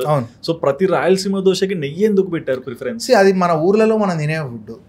ఇప్పుడు నూనె దోశలు, నెయ్యి దోశలు. అవును. నువ్వు ఏ ఊరికన్నా పో, రాయలసీమలో ప్రొద్దుటూరుకు పో, పులివెందులకు పో, కర్నూలుకు పో, దోన్కు పో, చిత్తూరుకు పో, లేకపోతే అనంతపురంకి రా, తాడపత్రికి రా, కదిరికి పో, ధర్మవరంకు పో, యా ఊరికన్నా పో, యాటికి పోయినా నెయ్యి దోశలు, నెయ్యి కారం దోశ అనేది మన ఒక సింబల్, ట్రెడిషనల్ ఫుడ్. అవును. సో ఇప్పుడు మనం రాయలసీమ అంటేనే నెయ్యి కారం దోశ. ఇప్పుడు నెయ్యి కారం దోశ మనం పెట్టిన తర్వాత నెయ్యి కారం దోశకు బాగా ఇంకా నువ్వు ఎక్కడికన్నా పో నెయ్యి కారం దోశ మెన్యూలో యాడ్ అయ్యి ఉంటుంది. ఎగ్జాక్ట్లీ. అంటే అది గర్వంగా ఫీల్ అవుతాను నేను, కొంచెం హ్యాపీగా కూడా ఫీల్ అవుతా. అంటే ఇక్కడ నుంచే స్టార్ట్ అయింది అనమాట. మన ఊరు నుంచి వచ్చిన దీనికి మన వల్ల దానికి ఒక బ్రాండ్, నెయ్యి కారం దోశ అనేది ఒక బ్రాండ్ క్రియేట్ అయిపోయింది. అంటే ఇక్కడ ప్రతి ఒక్క మనిషి కూడా ఏంటంటే ఇప్పుడు మీరు రెస్టారెంట్స్ పెట్టారు, ఏమేమి పెట్టాలి ఫుడ్ అనేది ఒకటి తీసుకుంటారు కదా. మీరు కంపేర్ చేస్తారా పక్క రెస్టారెంట్స్ తో? నేను నిజంగా ఏం చేస్తున్నాడు? అసలు జీరో. నేను అస్సలు వాళ్ళ గురించి ఆలోచించాను. ఓకే. నా ఫోకస్ అంతా ఇప్పుడు నేను ఒక్కటే నమ్ముతా, నా టేస్ట్ నేను కాపాడుకున్నంత కాలము, క్వాలిటీ అండ్ టేస్ట్ కాపాడుకున్నంత కాలము పక్కన 10 కొత్తగా ఓపెన్ అయినా కూడా మన బిజినెస్ మనది ఎక్కడికి పోదు. మనకు ఆ ఎమోషనల్ ప్రజలు మనల్ని అట్లా ఆదరించినారు. ప్రజలతో మనం మమేకం అయిపోయినాం. ప్రజలు మనల్ని ముందుకు నడిపిస్తా ఉన్నారు, వాళ్ళు లైక్ చేస్తున్నారు, వాళ్ళే మనల్ని ముందుకు నడిపిస్తా ఉన్నారు. సో అది కాపాడుకోవడమే నా మెయిన్ అజెండా, నా మెయిన్ టార్గెట్ అదే. ఇంకా వేరేవన్నీ నాకు సంబంధం లే. ఇది నేను చేసినానంటే ఇంకా నాకు వేరే దాని గురించి ఆలోచించాల్సిన అవసరం లేదు. Correct. So that simple, I believe in that. Okay. అంటే ఒకప్పుడు రెస్టారెంట్స్ ఈ బయటికి వెళ్ళి తినడము ఇట్లాంటి ఆచారాలు రాయలసీమ సైడ్ కూడా చాలా తక్కువ.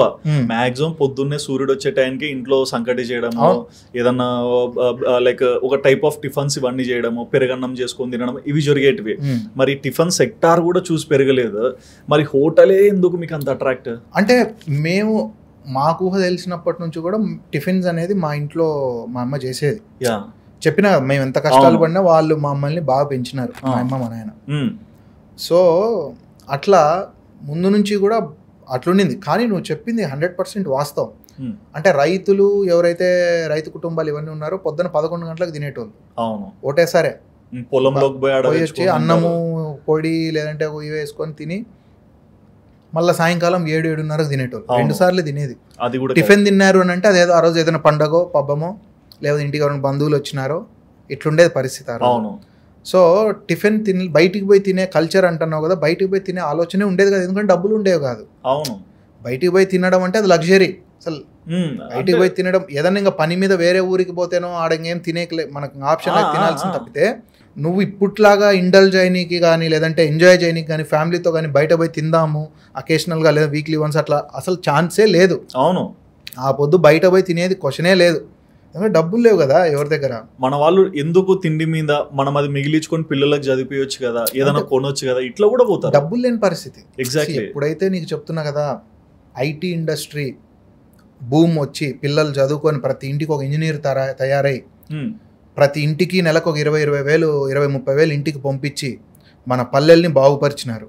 దానివల్ల రియల్ ఎస్టేటు పెరిగింది. రియల్ ఎస్టేటు పెరగడం వల్ల భూములకు వాల్యూలు వచ్చి రైతులు బాగుపడినారు. కొంతవరకు ముందు అమ్ముకున్న వాళ్ళు ఇబ్బంది పడినారు, దాంట్లో మేము కూడా ఒకరిని. భూములు అమ్ముకున్న వాళ్ళలో మేము కూడా నష్టపోయినాం. 2008లో మా నాయన అమ్మిన భూమి 170,000కి ఎకరాకు అమ్మితే ఈ పొద్దు అదే భూమి మెయిన్ రోడ్డు మీద మా ఊరిది 3.5 ఎకరా 3 కోట్ల ఎకరా ఉంది ఈరోజు. 3 కోట్లు 170,000కి మా నాయన అమ్మినాడు. ఎకరా అమ్మినాడు ఆయన. మా నాయన ఆ రోజు నన్ను చదివించడానికి నా ఇంటర్మీడియట్ ఫీజులు కట్టే డబ్బులు లేక 170,000కి అమ్మిన భూమి ఈ పొద్దు 3 కోట్లు నేను మళ్ళీ కొనాలన్నా కూడా కొనలేని పరిస్థితిలో ఉంది. అంటే అట్లా పెరిగిన లైఫ్ అట్లాంటిది. సో ఆ ఐటీ బూమ్ రావడం వల్ల మన భవిష్యత్తులు మారినాయని నేను ఎప్పుడు చెప్తాను. ఓకే. అండ్ రెస్టారెంట్స్కి వచ్చేసరికి సో ఒక అవుట్లెట్ పెట్టారు, బాగా జరుగుతుంది, చాలు బాబు అని కొంతమంది తృప్తి చెందొచ్చు. ఈ సెకండ్ అవుట్లెట్ పెట్టాలన్న ఆలోచన మార్కెట్ని చూసి వచ్చిందా, మీ సెల్ఫ్గా వచ్చిందా? నాకు ఎప్పుడు ఏంటంటే హైదరాబాద్లో యా కార్నర్కు పోయినా పంచకట్టు దోశ కనపడాలి. ఓకే. ముందు నుంచి అది ఫిక్స్డ్. నువ్వు యా పక్క కన్నా పో, నువ్వు అట్లా ఎల్బీ నగర్ పో, ఇట్లా మియాపూర్ పో, అట్లా కోంపల్లి పో, ఇట్లా కోకాపేట పో, జూబ్లీ హిల్స్ రా, బంజారా హిల్స్ రా, హైటెక్ సిటీ రా, కుకట్పల్లి రా, ప్రైమ్ ఏరియాస్లో మీరు ఏ కార్నర్కు పోయినా ఇట్లా అత్తాపూర్కు పో, యా పక్కకు పోయినా 1 పాయింట్ ఆఫ్ డే ఏ మూలకు పోయిన పంచకట్టు దోశ బ్రాండ్ నీకు కనపడాల. ఆడ ప్రజలు పంచకట్టు దోశ అనే బ్రాండ్ను ఆదరించాలి. సో అది నా టార్గెట్. ఓకే. సో ఇప్పుడు 4 ఇప్పుడు బేగంపేటలో ఇప్పుడు కొత్తగా స్టార్ట్ చేసినాం వర్క్. అవును. ఫిబ్రవరిలో ఓపెనింగ్ ఉంది. ఓకే. ఫిబ్రవరిలో ఓపెనింగ్, నెక్స్ట్ ఇయర్ ఫిబ్లో ఓపెనింగ్ ప్లాన్ చేస్తాం. 5th outlet. సో నెక్స్ట్ ఖచ్చితంగా ఇంకొక 2-3 ఇయర్స్లో 15 అవుట్లెట్లు పెట్టాలని ఇప్పుడు టార్గెట్. బట్ అంటే ఇక్కడ ఇంకోటి ఉంటుంది అన్న, కొన్ని హోటల్స్ నేను చూస్తుంటాను దన ఒక 30-40 అవుట్లెట్లు తెరిచేస్తారు సక్సెస్ వస్తేనే. మీరు ఎందుకు అంత స్లోగా పోతున్నారు? ఎందుకు అంత స్లోగా పోతున్నాను అని అంటే ఫస్ట్ మన బేస్ని స్ట్రెంగ్తన్ చేసుకోవాలి. ఇష్టం వచ్చినట్టు ఎట్లా పడితే అట్లా పెట్టుకుంటూ పోతే మనం కొలాప్స్ అవుతాం. ఓకే. సో ఫస్ట్ బేస్ని ఇప్పుడు ఈ 5 ఏళ్ళు నేను నేర్చుకుంటున్నా. I'm still learning. ఓకే. ఈ 5 ఏళ్లలో నేర్చుకున్న దానికి నెక్స్ట్ ఫర్దర్గా గ్రో అవ్వాలంటే మనం ఎంత లెవెల్ ఆఫ్ బేస్ని క్రియేట్ చేసుకోవాలి, టేస్ట్ కన్సిస్టెన్సీ డిఫరెన్స్ రాకుండా ఎట్లా గ్రో చేయాలి, అది నా మెయిన్ టార్గెట్. ఓకే. దానికోసం బేస్ బిల్డ్ చేసుకుంటూ వస్తున్నా. సో ఇప్పుడు ఆ బేస్ బిల్డ్ చేసుకున్నా. మీరు అనుకుంటే ఎన్నో వచ్చింది కదా అవుట్లెట్స్. నేను ఫ్రాంచైజీ అనేది నాకు రోజుకు 10 మంది ఫోన్ చేస్తారు. మేము 2 కోట్లు పెడతాం, 3 కోట్లు పెడతాం, నువ్వు అని. సో మీ దాంట్లో మీకు నడవదండి, మీకు డబ్బులు రావు, నడుపుకోలేరు, మీరు నష్టపోయి నన్ను నష్టపోతారు. కావాలంటే డబ్బు తీసుకొని మీరు సెట్ అవ్వచ్చు. ఏమో వాళ్ళ డబ్బులు తీసుకొని నేను ఎంజాయ్ చేయొచ్చు. ఎగ్జాక్ట్లీ. నా డబ్బులు నాకు వస్తాయి, నడిస్తే నడకపోతే అనుకోవచ్చు. అని నేను అట్లా కాదు. పంచకట్టు దోశ అనేది ఇది జస్ట్ ఏదో నా ఒక్కంది కాదు. ఇది పంచకట్టు దోశ అనేది ప్రతి ఒక్క రాయలసీమ ప్రాంతానికి సంబంధించిన ప్రతి ఒక్కరు ఈరోజు ఓన్ చేసుకున్నారు. అంటే పంచకట్టు దోశ ఎంత బాగా గ్రో అయితే రాయలసీమ పేరు, రాయలసీమ యొక్క ఇది అంత బాగా డెవలప్ అవుతుంది. ఒక రినౌండ్, ఇప్పుడు ఎట్లయితే జీ పుల్లారెడ్డి స్వీట్స్ ఎట్లయితే రాయలసీమ పేరును దీన్ని ఎలివేట్ చేయగలిగినా అట్లాంటి ఒక బ్రాండ్ని క్రియేట్ చేయాలి. రాయలసీమ ప్రజలందరూ ఈరోజు చాలా ఆదరిస్తూ ఉన్నారు, చాలా ఓన్ చేసుకున్నారు. అవును. మీరు ఎక్కడైనా మా అవుట్లెట్స్ చూడండి, ఖచ్చితంగా రోజుకు ఒక 20-30 మంది అన్న మన ఊరోళ్ళు, మన సైడ్ వాళ్ళు వచ్చి తిని బ్రహ్మాండంగా హ్యాపీగా వెళ్తూ ఉంటారు. సో ఆ చెనిక్కాయల చట్నీ తిన్నాగానే వాళ్ళ ముఖంలో ఒక తెలియనిది వస్తూ ఉంటుంది. సో అదంతా కూడా నాకు డబ్బుల కన్నా కూడా నాకు అది చాలా ఇంపార్టెంట్. నా ఊరు పేరుని, మన ప్రాంతం పేరుని నేను చెడగొట్టదలుచుకోలేదు. సో పేరుని డీవియేట్ చేయను, పేరుని చెడగొట్టుకోను. ఫస్ట్ నాకు ముఖ్యం మన ప్రాంతం పేరు, మా ఊరు పేరు, ఇవి నిలబడుతూ బ్రాండ్ బిల్డ్ కావాలి. దీంట్లో కూడా మెనూస్లో కూడా నేను చూస్తాను అన్ని టైప్స్ ఆఫ్ దోశాస్ ఉన్నాయి మార్కెట్లో. ఇప్పుడు చూస్తాం ఒకరు పులిహోర దోశ అంటాడు, ఒక egg dosa, double egg dosa, pizza dosa, paneer dosa అని విచిత్రమైన పేర్లు వచ్చాయి కదా. ఇటువంటి వాడుకొని మెనూ రేట్ కూడా పెంచుకోవచ్చు అని ఆలోచన ఎందుకు రాలా? నువ్వు మెన్యూని చూడంగానే నీకు మన ఫీలింగ్ రావాలా. అండ్ మెన్యూ కన్ఫ్యూజింగ్ ఉండకూడదు. Okay. And number of items పెంచుకోవడం కాదు నా ముఖ్య ఉద్దేశం.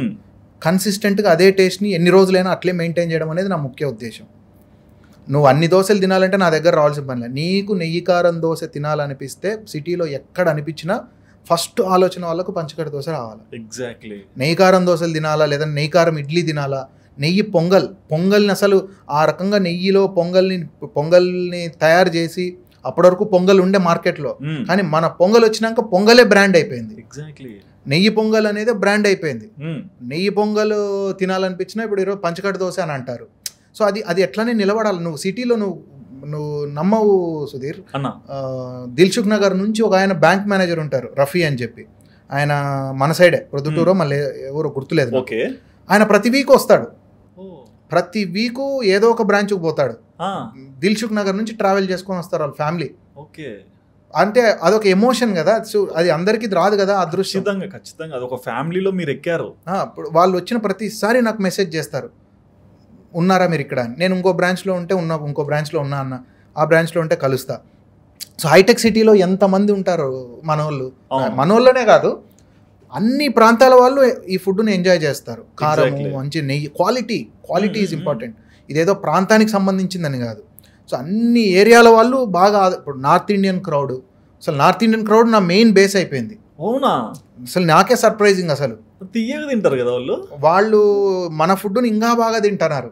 మీది మెయిన్ గా పంచకట్టునే తింటుంటారు తెలిసి. అది ఇప్పుడు వాళ్ళ ఇళ్లలో ఏ ఫంక్షన్లు అయినా ఏమైనా మనల్ని క్యాటరింగ్ పంపిమ్మంటారు. ఈ క్యాటరింగ్ type of పంపిస్తాం. ఉందా? దోశలు లైవ్ కౌంటర్ పెట్టిస్తాం. మినిమం 100 మెంబర్స్ ఉంటే ఓకే, అన్ని లైవ్ కౌంటర్స్ పెట్టి లైవ్ పెట్టేసి మనం చేపిస్తాం అనమాట. నాకు ఈ క్వశ్చన్ ఉందన్న, స్కిప్ అవుతాను. అంటే ఒక బంజారా హిల్స్ లో ఒక అవుట్లెట్ పెట్టారు, లేదా మాదాపూర్ లో ఒక అవుట్లెట్ ఉంది. 2 అవుట్లెట్స్ లో కావాలనుకుంటే ప్రైసెస్ కూడా ఎక్కువ పెట్టుకోవచ్చు. ఎందుకు ప్రైసెస్ కరెక్ట్ గా బడ్జెట్ ఫ్రెండ్లీగా పెడతారు? నేను ఎందుకంటే నేను నీకు మళ్ళీ అదే చెప్పినా కదా ముందు కూడా. సో నేను డబ్బులు అనేదే నా ప్రామాణికం మెయిన్ కాదు. డబ్బులు నాకు కావాలి, అవును, అట్లని చెప్పి డబ్బులు ఒకటే కాదు నాకు. సో ప్రైస్ ఎక్కువ పెట్టి మన సైడ్ వాళ్ళు కానీ ఇంకోరు కానీ ఒక సాఫ్ట్వేర్ పని ఉద్యోగం చేసుకునే వాళ్ళందరికీ కూడా ప్రైస్ ఎక్కువ పెడితే వాళ్ళు ఎక్కువ రోజులు ఎక్కువ సార్లు రాలేరు. బయట తినాలని అనిపించినా ఇంత మంచి ఫుడ్ ఉన్నా కూడా అది అందుబాటులో లేకపోతే వ్యర్థం, అవును, వేస్ట్ కదా. సో ఆ అందుబాటులో ఉంటూ ఆ మంచి క్వాలిటీ ఇస్తూ మనకు ₹1 తక్కువ ఉన్నా పర్వాలేదు. వాళ్ళు 3 రోజులు బయట తింటే అట్లీస్ట్ 1 లేదా 2 సార్లు మన దగ్గర తినగలగాలి. ఓకే, అంటే అంత ఫ్రెండ్లీగా ఉండాలి, ప్రైస్ పాకెట్ ఫ్రెండ్లీగా ఉండాలి, మంచి క్వాలిటీ అండ్ టేస్ట్ రావాలి. సో ఇది నా మెయిన్ ఐడియా. ఓకే, సో అందుకే కదా నేను ఆ మిడ్ సైజ్ సెగ్మెంటే నా మెయిన్ టార్గెట్ అని చెప్పింది. సో అది ఉండాలంటే నా ప్రైస్ ఎకనామికల్గా ఉండాలి. సో ఆ రకంగానే డే 1 నుంచి కంటిన్యూ అవుతున్నా, ఈ రోజుకి కంటిన్యూ అవుతున్నా. కొన్ని స్ట్రైట్ క్వశ్చన్స్ అన్న, ఎప్పుడన్నా రెస్టారెంట్లో ఎవరన్నా అంటే ఫుడ్ని ఇంత అమితంగా ప్రేమిస్తున్నారు, డబ్బు కోసం కాదు, ఫుడ్ మిగిలిచిపోతే? ఫుడ్ మిగులుతూ ఉంటుంది అంటే అట్లా కాదు, ఎవరన్నా ఒక దోశ తీసుకుంటాడు, సగమే తిని సగం వదిలేసి ఉంటాడు. నువ్వు నమ్మవు, నేను ఆడ ఆ ఫ్లోర్ మీద నేను ఉన్నప్పుడు ఎవరైనా సగమే తిన్నాడు, ప్లేట్ ఖాళీగా అవ్వాలా, అది మ్యాక్సిమం అవ్వదు అట్లా. కానీ ఏదన్నా అట్లా మిగిలిపోయింది అని అంటే ఫస్ట్ పరిగెత్తుకుంటా పోతా. నేను పరిగెత్తుకుంటా పోయి అడుగుతా, ఏం సార్ ఏం బాగాలేదా, ఏమన్నా ఎందుకు మీరు వదిలిపెడుతున్నారు అని. బాగలేదు అని అంటే వెంటనే అది పక్కకు తీపిచ్చి మళ్ళీ దగ్గరుండి నేను మంచిగా చేపించి పంపిస్తా. తిని మళ్ళీ శబాష్ బాగుందని అనిపించుకునేంత వరకు వదిలిపెట్టను. లేదు కొంతమంది ఏంటంటే 2, 3 తీసుకుంటారు, తినలేక వదిలిపెడతారు. ఆ కేసు ఉంటాయి. ఆ కేసు ఉందనుకో, ఓకే సార్ పర్లేదని చెప్పి ఇవిస్తా. అంటే నాకేంటంటే కంప్లైంట్ డిస్సాటిస్ఫైడ్గా ఎవరు పోవద్దు. ఓకే, అండ్ ఈ క్వశ్చన్ అన్న నాకు చాలా పెద్ద క్వశ్చన్ ఇది. అంటే మీకు ఎలా తీసుకుంటారో తెలియదు, బట్ మీకైతే స్మైల్ ఉండొచ్చు నాకు తెలిసి. అంటే టిఫన్స్ తిన్నీకి వచ్చే వాళ్ళందరూ టిఫన్సే తింటారు, బట్ దీంట్లో జున్ను గులాబ్ జామ్ పెడతారు కదా, ఇటువంటి తక్కువ సేల్ అయితే కానీ ఎందుకు యాడ్ చేస్తారు? అవన్నీ తక్కువ అని నేను బాగా సైజబుల్ టిఫన్ మీద ఐడియా ఉండదు, అంటే స్వీట్స్ మీద ఐడియా ఉండదు కదా. ఎందుకంటే సైజబుల్ గా మంచి సేలే ఉంటది మనకు. ఓకే, ఎందుకనంటే ఇప్పుడు మనది ఫుడ్ కారంగా ఉంటది. తర్వాత కారం తిన్నాక అయితే నన్నారి తాగుతాం. మా ఊర్లో అయితే నన్నారి కంపల్సరీ తిన్నాక, నన్నారి తాగినాక, నన్నారి అనేది అదొక ఎమోషన్. అవును. సో నన్నారి తాగుతారు, లేదా ఫ్రూట్ జ్యూసెస్ ఉంటాయి మన దగ్గర, ఫ్రూట్ జ్యూసెస్ తాగుతారు. కొంతమంది గులాబ్ జామ్ తిన్నాక, గులాబ్ జామ్ స్వీట్ తినే వాళ్ళు ఇష్టపడతారు. చాలా మంది స్వీట్ తింటారు, ఫుడ్ అయినాక కొంతమంది స్వీట్స్ తింటారు. సో జున్ను, గులాబ్ జామున్, ఆప్రికాట్, ఇది అన్నీ ఇవి ఉంటాయి అన్నమాట. వెరీ సింపుల్గా ఉంటాయి. అవును. సో అట్లా, సో ఆ రీజన్ తోనే స్వీట్స్ పెట్టారు.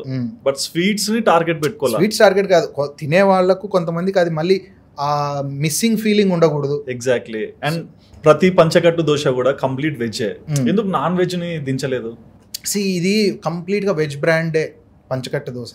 అంటే టిఫిన్స్ లో మోటివ్ ఏంటి అని అంటే, ఇప్పుడు నువ్వు టిఫిన్స్ అనగానే మన సౌత్ ఇండియన్ టిఫిన్స్ అంటేనే వెజిటేరియన్. అవును. నువ్వు దాంట్లో మళ్ళీ నాన్ వెజిటేరియన్ కలిపినా ఉంటే వెజ్ తినాలనుకుని ఆశ ఉన్నోళ్ళు కూడా రాలేరు, ఖచ్చితంగా రారు. సో టిఫిన్స్ అంటేనే వెజిటేరియన్. సో ఆ ఉద్దేశంతో మన అందరినీ అందుబాటులో ఉండాలా, వెజ్ ఉండాలా. వెజ్ ఉంటేనే అందరికీ, ఇప్పుడు నాన్ వెజ్ తినేవాళ్ళు వస్తారు, వెజ్ తినేవాళ్ళు వస్తారు. అదే నాన్ వెజ్ ఉంటే వెజ్ వాళ్ళు రారు, ఒక సెక్టార్ డివైడ్ అవుతారు, రారు. సో అందరినీ దూరం చేసుకుంటాము. మన ఉద్దేశం అది కాదు. మన ఉద్దేశం అందరినీ రీచ్ కావాలా, అందరికీ మంచి ఫుడ్ అందించాలా. మనం ఎంత మంచిగా ఉన్నా కొన్నిసార్లు చెడు గాలి వస్తుంది అనుకోండి, సో ఆ టైంలో కావాలనే టార్గెట్ చేసి ఎదుగుతున్నాడు ఎట్లా జరిగిండవని అనుకుంటున్నావా? రోజు ఎన్ని చూస్తా అంటా నేను. ఓకే, ఒకటి చెప్పండి, ఏదన్నా మనసుకి బాగా నొప్పి తీసింది? కొంతమంది కాంపిటీటర్స్ అని నేను అన్ను, సమ్ కైండ్ ఆఫ్ ఎవరు మన తెలియనప్పుడు మనం మాట్లాడకూడదు. కళ్ళ ముందర ఫుడ్లో ఏదో పార్టికల్స్ వేయడము, అయ్యో పెద్ద గొడవ చేయడము, కొట్టడము, స్టాఫ్ని కొట్టినారా మస్తు సార్లు. అవుట్లెట్ పగలగొట్టిన రోజులు కూడా ఉన్నాయి. వచ్చి తాగొచ్చి ప్రగతి నగర్ బ్రాంచ్ పెట్టి ఒక 3 months అయింది, బాగా ఫుల్ సక్సెస్ఫుల్గా అయింది. అసలు ఫుల్ క్రౌడ్ బాగా ముందు పోయింది. పెట్టిన 3rd monthలోనో 2nd monthలోనో రాత్రి వచ్చినారు, ఫుల్ తాగున్నారు, ఒక 10 మంది వచ్చినారు, ఫుల్ తాగున్నారు, అసలు ఇంకా నిలబడే కూడా లేదన్నంత తాగినారు. వచ్చినారు, అప్పటికే క్లోజింగ్ అవుతా ఉంది, ఇడ్లీ అయిపోయింది. ఓకే, ఇడ్లీ అన్నారు. లేదు సార్ ఇడ్లీ అయిపోయింది, ఇప్పుడే క్లోజ్ అవుతా ఉంది అని అంటే ఇట్లా రెండో మాట మాట్లాడినిలే, ఈడ్చుకుంటూ పోయి కొట్టినారు మా స్టాఫ్ని. కొట్టి ముందర అంతా పగలగొట్టి, పూల కుండీలు పగలగొట్టి, బండలు పగలగొట్టి, నేమ్ బోర్డులు పగలగొట్టి. అంటే ఇట్లాంటివన్నీ ఇంకా ఇవన్నీ ఏంటంటే ఇంకా పార్ట్ ఆఫ్ బిజినెస్ అయిపోయింది. ఇంకా మనం దానికి ఏం చేయాలి, వచ్చిందా ఇష్యూ వచ్చిందా, ఓకే రైట్. రియాక్షన్స్ ఏంటి సడన్ గా? నేను నాకు చెప్తున్నా కదా, ఇవన్నీ చూసినాక నాకు ఎట్లయిపోయింది అని అంటే నేను రియాక్ట్ అవ్వను, రెస్పాండ్ అవుతాను. అయ్యా, ఇప్పుడు రియాక్ట్ అయితే ఏమవుతుంది, పెద్దగా అవుతుంది, ఏమీ కాదు, ఉపయోగం లేదు. Rather than reacting I respond to the situation. ఇప్పుడు ఇష్యూ వచ్చింది, ఇష్యూ వచ్చినప్పుడు ఏం రెస్పాండ్ కావాలా, నెక్స్ట్ ఏంటి, దాని సొల్యూషన్ తెచ్చుకోవాలి, ఏం చేయాలి. సో ఆ రకంగా నా అప్రోచ్ ఉంటా ఉంది. ఆ రకంగా నేను చాలా మెచ్యూర్డ్ అయినా because of all the experiences. Okay, and ఇది పర్సనల్ క్వశ్చన్, మీరు చెప్పాలంటే చెప్పండి. చాలా చోట్ల చూస్తుంటాం రెస్టారెంట్స్లో క్యాష్ కౌంటర్ అనేది చాలా ఇంపార్టెంట్. సో దాన్ని చాలా నమ్మిన వాళ్ళకి ఇస్తుంటాము. సో ఎప్పుడైనా క్యాష్లో మిస్కాల్కులేషన్స్ అయ్యాయా? మిస్కాల్కులేషన్స్ హియర్ అండ్ దేర్ ఉంటాయి, ఉండవని నేను చెప్పాను కానీ, బట్ మోర్ ఆర్ లెస్ మేము బాగా కొంచెం కంట్రోల్డ్గానే ఉంటాము. మాకు పాయింట్ ఆఫ్ సేల్ సిస్టమ్స్ ఉంటాయి, ఓకే, చెక్ చేసుకుంటూ ఉంటాము. ఇంకా చెప్తున్నా కదా, ఇప్పుడు ఇంత జరుగుతా అన్నప్పుడు ఇంత ఏదో ఒకటి మచ్చ ఉంటుంది కదా. అవును, అది ఇంకేంటంటే అది ఇంకా చూసుకొని పోతా ఉండాలి, లేకపోతే గ్రో కాలేము. ఓకే, అండ్ ఈ అవుట్లెట్స్ కూడా పొద్దునంతా బాగా రన్ అవుతాయి, మధ్యాహ్నం ఖాళీగా ఉంటాయి. ఈ మధ్యాహ్నం టైంలో ఎందుకు మీల్స్ అరేంజ్ చేయాలనుకోరు? నాకేంటనంటే ఏదన్నా చేస్తే అవుట్ స్టాండింగ్ ఇవ్వాలి. ఓకే, ఏదన్నా చేస్తే out standing, just for the sake of మధ్యాహ్నం మనం క్లోజ్ ఉంటుంది అవుట్లెట్, ఆ టైంలో ఏదైనా పెడితే అనే ఆలోచన కాదు నాది. స్టాఫ్తో పని కూడా చేయించుకోవచ్చు. నేను అదే చెప్తున్నాను కదా, I'm not money oriented. Exactly, I'm oriented towards quality and taste. నేను ఆ మధ్యాహ్నం స్లాట్లో కనుక అవుట్ స్టాండింగ్ ఫుడ్ను నేను ఇంట్రడ్యూస్ చేయగలిగేటటువంటి పరిస్థితి వస్తే ఓపెన్ చేస్తా. కానీ ఆ టైంలో ఏదో ఖాళీగా ఉంది కదా, చేసుకుంటే 4 రూపాయలు సంపాదించుకుంటాం కదా అని నేను ఆడేదో తెచ్చిపెట్టను. ఓకే, నాకు చెప్తున్నా కదా, డబ్బుల కన్నా బ్రాండు, మన ఊరు పేరు, ఇవి మెయిన్ ఫోకస్. సినిమాకి పోతాం, ఊర్లో బండి పార్క్ చేసి పోతాం, దొరకదు బండి పార్కింగ్. అట్లనే టిఫిన్స్ కూడా ఎంత తొందర పోతే అంత పార్కింగ్ దొరుకుతుందని చెప్పి ముందర వస్తుంటారు. సో ఈ టిఫిన్స్కి పార్కింగ్ స్లాట్ ఎంత కనెక్షన్ ఉంటుంది? పార్కింగ్ చాలా పెద్ద ప్రాబ్లం మనకు. ఎగ్జాక్ట్లీ, నువ్వు ఎంతన్నా పార్కింగ్ పెట్టి, మాదాపూర్లో దగ్గరగా నీకు దగ్గర 50-60 కార్లు పట్టే స్పేస్ ఉంది. అవును, అయినా సరిపోదు, కస్టమర్లు వెనక్కిపోతా అంటారు. ఇంత పార్కింగ్ ఇదంతా చూసినాక కూడా బిజీగా ఉందండి. అవును, ఇంకా అది ఇంకా మామూలే. పార్కింగ్ అనేది చాలా క్రూషియల్ మనకు. బట్ వ్యాలే డ్రైవర్లను పెట్టి ఇంత చేసి అంత ప్రైస్కి ఇస్తున్నాం, అది మా సక్సెస్ఫుల్ ఫార్ములా. ఎగ్జాక్ట్లీ, అంటే ఇంత ఓవర్ హెడ్స్ పెట్టుకొని కస్టమర్ వెళ్ళిపోతుంటే అవుతుంది, బాధ అవుతుంది. ఇంకా మన చేతుల్లో లేదు కదా, మనం ఏం చేయలేం. అక్కడికి నేనుంటే పిలిపించి కూర్చోబెట్టి, కార్లోనే కూర్చోబెట్టి రెండుసేపు ఒక 5 నిమిషాలు లోపల నుంచి ఏదైనా అరేంజ్ చేపిస్తా. క్రౌడ్ అయితే ఏం చేయలేంలేండి, అదే అంటారు కదా, అందరినీ సాటిస్ఫై చేయలేము కొన్నిసార్లు అని. సో అట్లా ఇంకా ఉంటుంది, అది ఉంటాయి ఇవి ఉంటాయి. బట్ నేను ఏదొచ్చినా కూడా నవ్వుతానే తీసుకుంటా. ఎవరో తిట్టినారని చెప్పి ఇది గాను, ఎవరు పొగిడినారని చెప్పి పొంగిపోను. ఒక దీంట్లో పోతా ఉంటా. అండ్ ఒక బిజినెస్ ఎవరన్నా స్థాపిస్తే ఫస్ట్ దాన్ని ఎట్లా ప్రమోట్ చేయాలి, ఎవరిని దించాలి, సో దానిలో branding, promotions most important. First food business ఎవరైనా పెడుతున్నారంటే ఫస్ట్ ఏం చేస్తారు తెలుసా తప్పు? చెప్పండి. ఎవరైనా కానీ పెట్టేటప్పుడు, ఇప్పుడు పలానా మంది బ్రహ్మాండంగా నడుస్తుంది అది చూస్తారు. అది చూసి మనము ఆ మైండ్ సెట్లో మన సర్వే కానీ, మన రీసెర్చ్ కానీ, మన అంతా కూడా దాని డైరెక్షన్లో పోతుంది. అది రాంగ్. ఎందుకంటే వాడు సక్సెస్ అవ్వడానికి ఒక 100 రకాలటువంటి డిఫరెంట్ డైనమిక్స్ వర్కౌట్ అయి ఉంటాయి. అవును, అవి ఎప్పటికీ మనకు అర్థం కావు. దాని బదులు ఫెయిల్యూర్ అయిన వాళ్ళని పట్టుకో, అవి చూడు, అవి స్టడీ చేయి. ఎవరికి ఇడేం వాళ్ళేం సక్సెస్ అయిన వాళ్ళు ఏమి భూమి పైనుంచి ఏం దిగలే, ఫెయిల్ అయిన వాళ్ళు ఏమి అటు తెలియలేని వాళ్ళు ఏం కాదు, అందరూ సేమే. జస్ట్ దట్ మనం పెట్టిన టైము, మనం వచ్చినటువంటి పరిస్థితి, ఇవన్నీ మ్యాటర్ అవుతాయి. సో అందుకే నేనేమంటానంటే ఎప్పుడూ కూడా సక్సెస్ ఓరియంటెడ్గా మన డ్రైవ్ అనేది ఉండకూడదు. ఫెయిల్యూర్ ఓరియంటేషన్లో కనుక మనం తెలుసుకుంటే, ఆ కేస్ స్టడీస్ని మనం అర్థం చేసుకుంటే మనకు 150 రకాలటువంటి ఫెయిల్యూర్ అయ్యే ఛాన్సెస్కి ముందే మనకు ఒక చెక్ పడుతుంది. ఓకే ఇది చేయగలుగుతామా లేదా, మనం ఇది చేయగలుగుతామా లేదా, ఇది చేయగలుగుతామా లేదా అనేది మనకు ముందే ఒక ఎస్టిమేట్ వస్తుంది. అవన్నీ చూసుకున్నాక మనకు ఒక డిఫరెంట్ అప్రోచ్ ఉంటుంది టువర్డ్స్ బిజినెస్. ఇది ఎవరు చేయరు. సెకండ్ థింగ్, ఫుడ్ బిజినెస్ అనగానే 30% మిగిలిపోతుంది, 40% మిగిలిపోతుంది, అదొక రాంగ్ ఐడియా. ఓకే, అసలు ఫుడ్ బిజినెస్ అంత మార్జిన్ ఉండదు. ఫస్ట్ ఆఫ్ ఆల్ అట్లా మార్జిన్ ఉంటుందని ఎక్స్పెక్ట్ చేసి పెట్టినవా నువ్వు డే 1లోనే ఫెయిల్యూర్. రాసి పెట్టుకో, అంత మార్జిన్స్ ఉంటాయని దిగినావా డే 1లో ఫెయిల్యూర్ గానింగ్. సో ఇవన్నీ కూడా ఫస్ట్ నేను చెప్పేది ఏంటంటే, first study failure case studies. Okay, దాన్ని అర్థం చేసుకుంటే మనకు చాలా ఈగ ఐడియా వస్తుంది. అండ్ మీరు అన్నట్లు స్టడీ చేయాలి, ఒక సక్సెస్కి ఎన్నో డైనమిక్స్ వర్క్ అవుతాయన్నారు కదా. ఈ దోశ ఈరోజు ఈ టేస్ట్ రావడానికి, ఈ చక్కెర పొంగల్ ఈరోజు ఆ టేస్ట్ రావడానికి ఎన్ని ఎక్స్పెరిమెంట్లు చేసి లాస్ట్గా ప్రోడక్ట్ తెచ్చారు? సో నేను 2017 నుంచి నేను గ్రౌండ్ వర్క్ చేసుకుంటా ఉంటే. ఓకే, 2 తర్వాత 19లో స్టార్ట్ చేసిన. చాలా స్ట్రగుల్ చేసి స్టార్ట్ చేసిన. 19లో స్టార్ట్ చేసినాక నాకు అంత సక్సెస్గా మారడానికి ఇంకో 2 ఏళ్ళు పట్టింది. అంటే 2021 మిడ్లో నుంచి రోంత బిజినెస్ పిక్ అవ్వడం మొదలైంది. అంటే ఆల్మోస్ట్ ఈడ 2.5 సంవత్సరము, ఆడ 2 అంటే 4.5 సంవత్సరము నాకు పట్టింది.